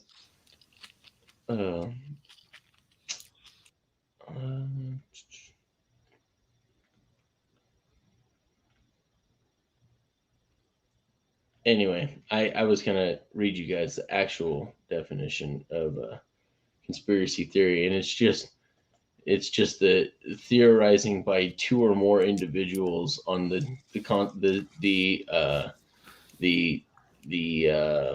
I can't remember what it was, the force behind the consequence or something like that, which is really just anybody talking about anything. So it's like, yeah. But it's psychological warfare that people aren't even aware of to call it like a conspiracy theorist. Like it sounds scary or something. It's like domestic terrorists. Like, don't say bomb on the airplane. Like, I know. It's the psychological shit. You have no, like, you don't even know how it's coming at you. And how it just, I can't be labeled. I can't be labeled as that. That would be the end of the world.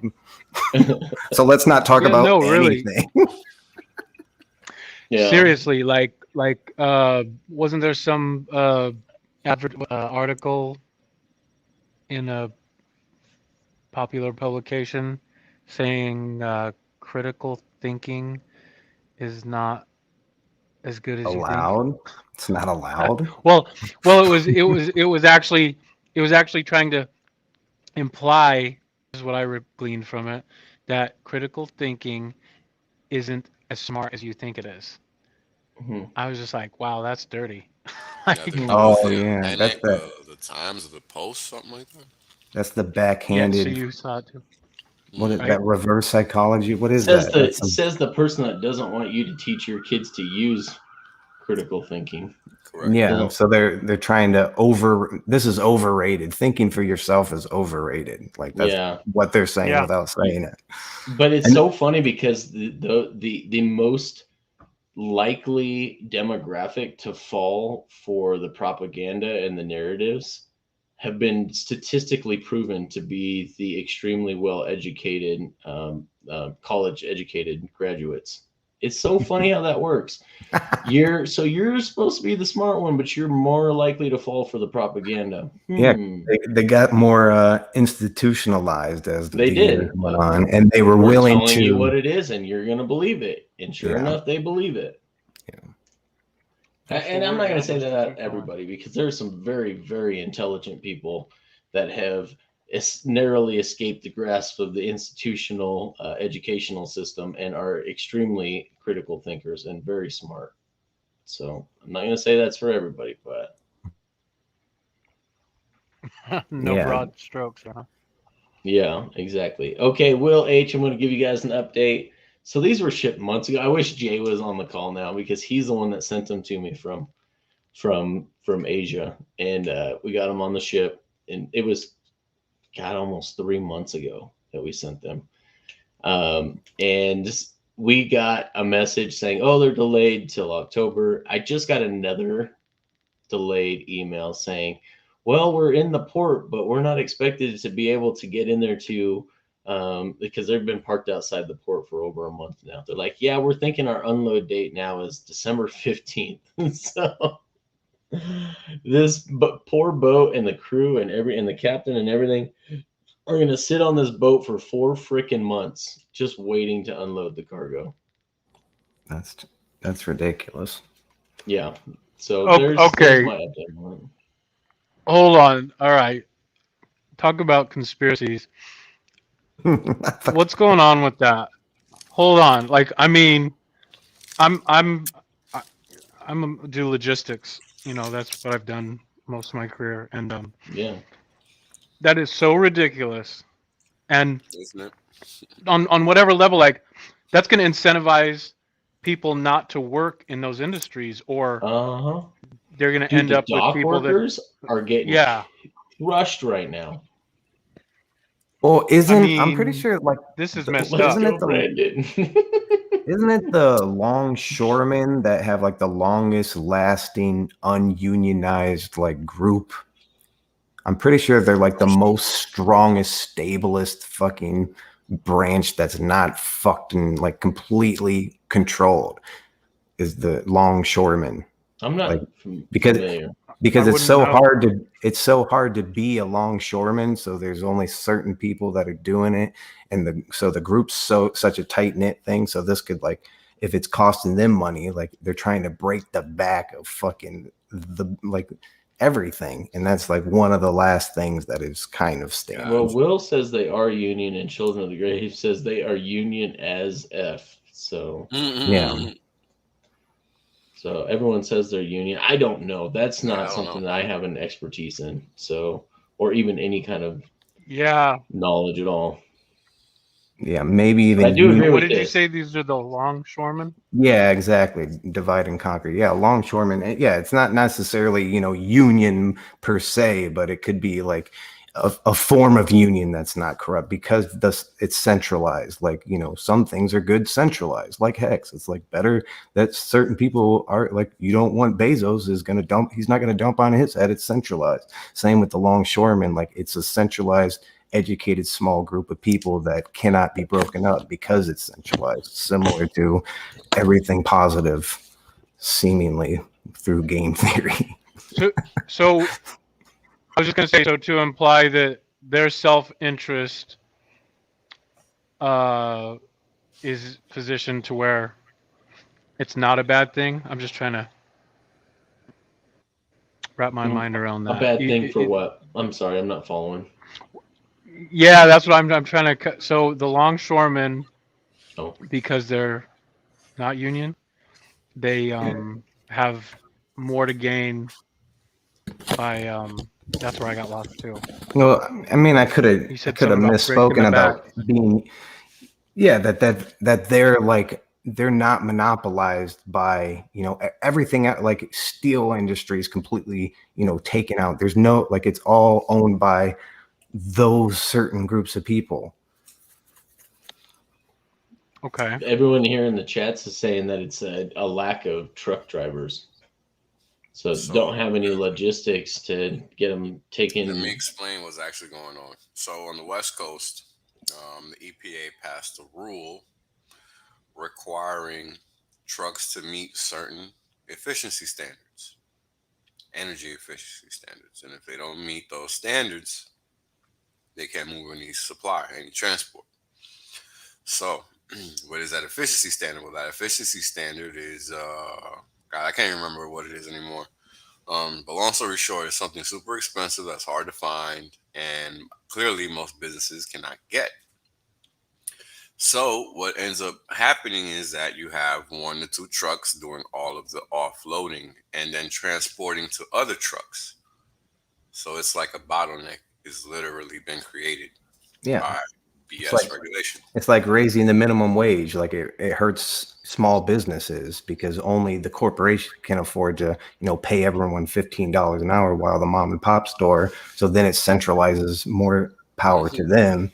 So only certain trucks can use it. What does everyone it. have to do to make that? They got to jump the price of their goods, and then you may be making more an hour now, but now you've got a higher cost of goods sold because these small mom and pop stops, and some of the medium, and some of even the large businesses out there with low margins like grocery stores have to make up for that price increase on their payroll, so the price of their goods go up. So did you really win anything? Because now you're paying more for all the same goods, even though you're getting paid more. But hey, I'm sorry, that to me is totally the scam of the century, and I just I get triggered by that, so I just have to throw my 2 cents in there. So yeah, but no, but we're not economic. We're not economists, so no, economical advice. Motherfucker, yeah, I got a doctorate in economics. What are you talking about? No. I consider myself an armchair economist. There you go. I'll take that. Yeah. No, but that's like Wells was saying.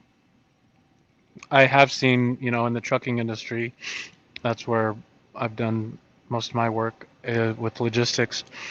I heard some rumor just literally last week that the smaller trucks are making more money now. You can make a lot of money with just a box truck, no trailer.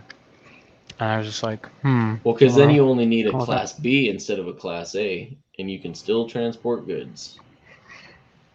Right. And I do have to say, I saw that coming where it's like, we need smaller trucks because these big, heavy trucks, that doesn't even make sense. You used to be able to buy a truck and make good money, but now it's starting to look like it's going to cost you money. I agree with Ross. We have to rely on yourself, not other people, not other countries. And who needs all this junk anyway? After the shirts ship, then let it all burn. That's right. Let me get the shirts out to all of you all you fine fans of the DS merch, man. We'll get you guys some shirts. I'm gonna just pretty much. That's crazy. I'm probably gonna give them all away and self-fulfill them on the show. I'm not even kidding you. These are the high quality ones. So the one I'm wearing now, I like this. This is that Bella canvas. It's about the best you can get for the print on demand stuff. But it's nowhere near the quality of the shirts that are coming in. Like those shirts are baller. But I'm probably just gonna give those away, just because you guys have waited so long for them, and you guys are freaking awesome. So those are stuck on the ship. Yes, they are stuck on the ship. 4 months. Yeah, if there is even something left. T-shirt rate 19,150. Oh. We put the junk in crypto junkies. I love it. Oh man, I love you guys. I gotta get to bed. I'm fading quick. I've been up since early this morning. I have a 9-month-old baby girl, and she's probably not gonna let me sleep tonight. So she's teething. So wow, appreciate it. That's quick. Yep. Yeah. All my other kids didn't get teeth until they were like a year and a half. She's like 8 months. Yeah. Oh, boop, 2 teeth. There you go. Good luck. Yep. I know. No more sleep for you. Yep. I know. Things were just getting good too. She was just starting to sleep 6-hour stretches. So. Oh well. Well, you can get it over with sooner. That's right. That is right. Well, hey, you guys, you are the best community. I don't care what anyone says about you guys. I got your back. Amen. Hopefully you got mine.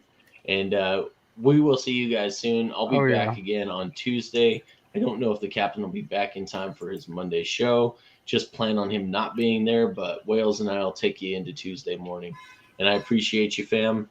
You guys are beautiful. You guys are awesome. And with that, outro.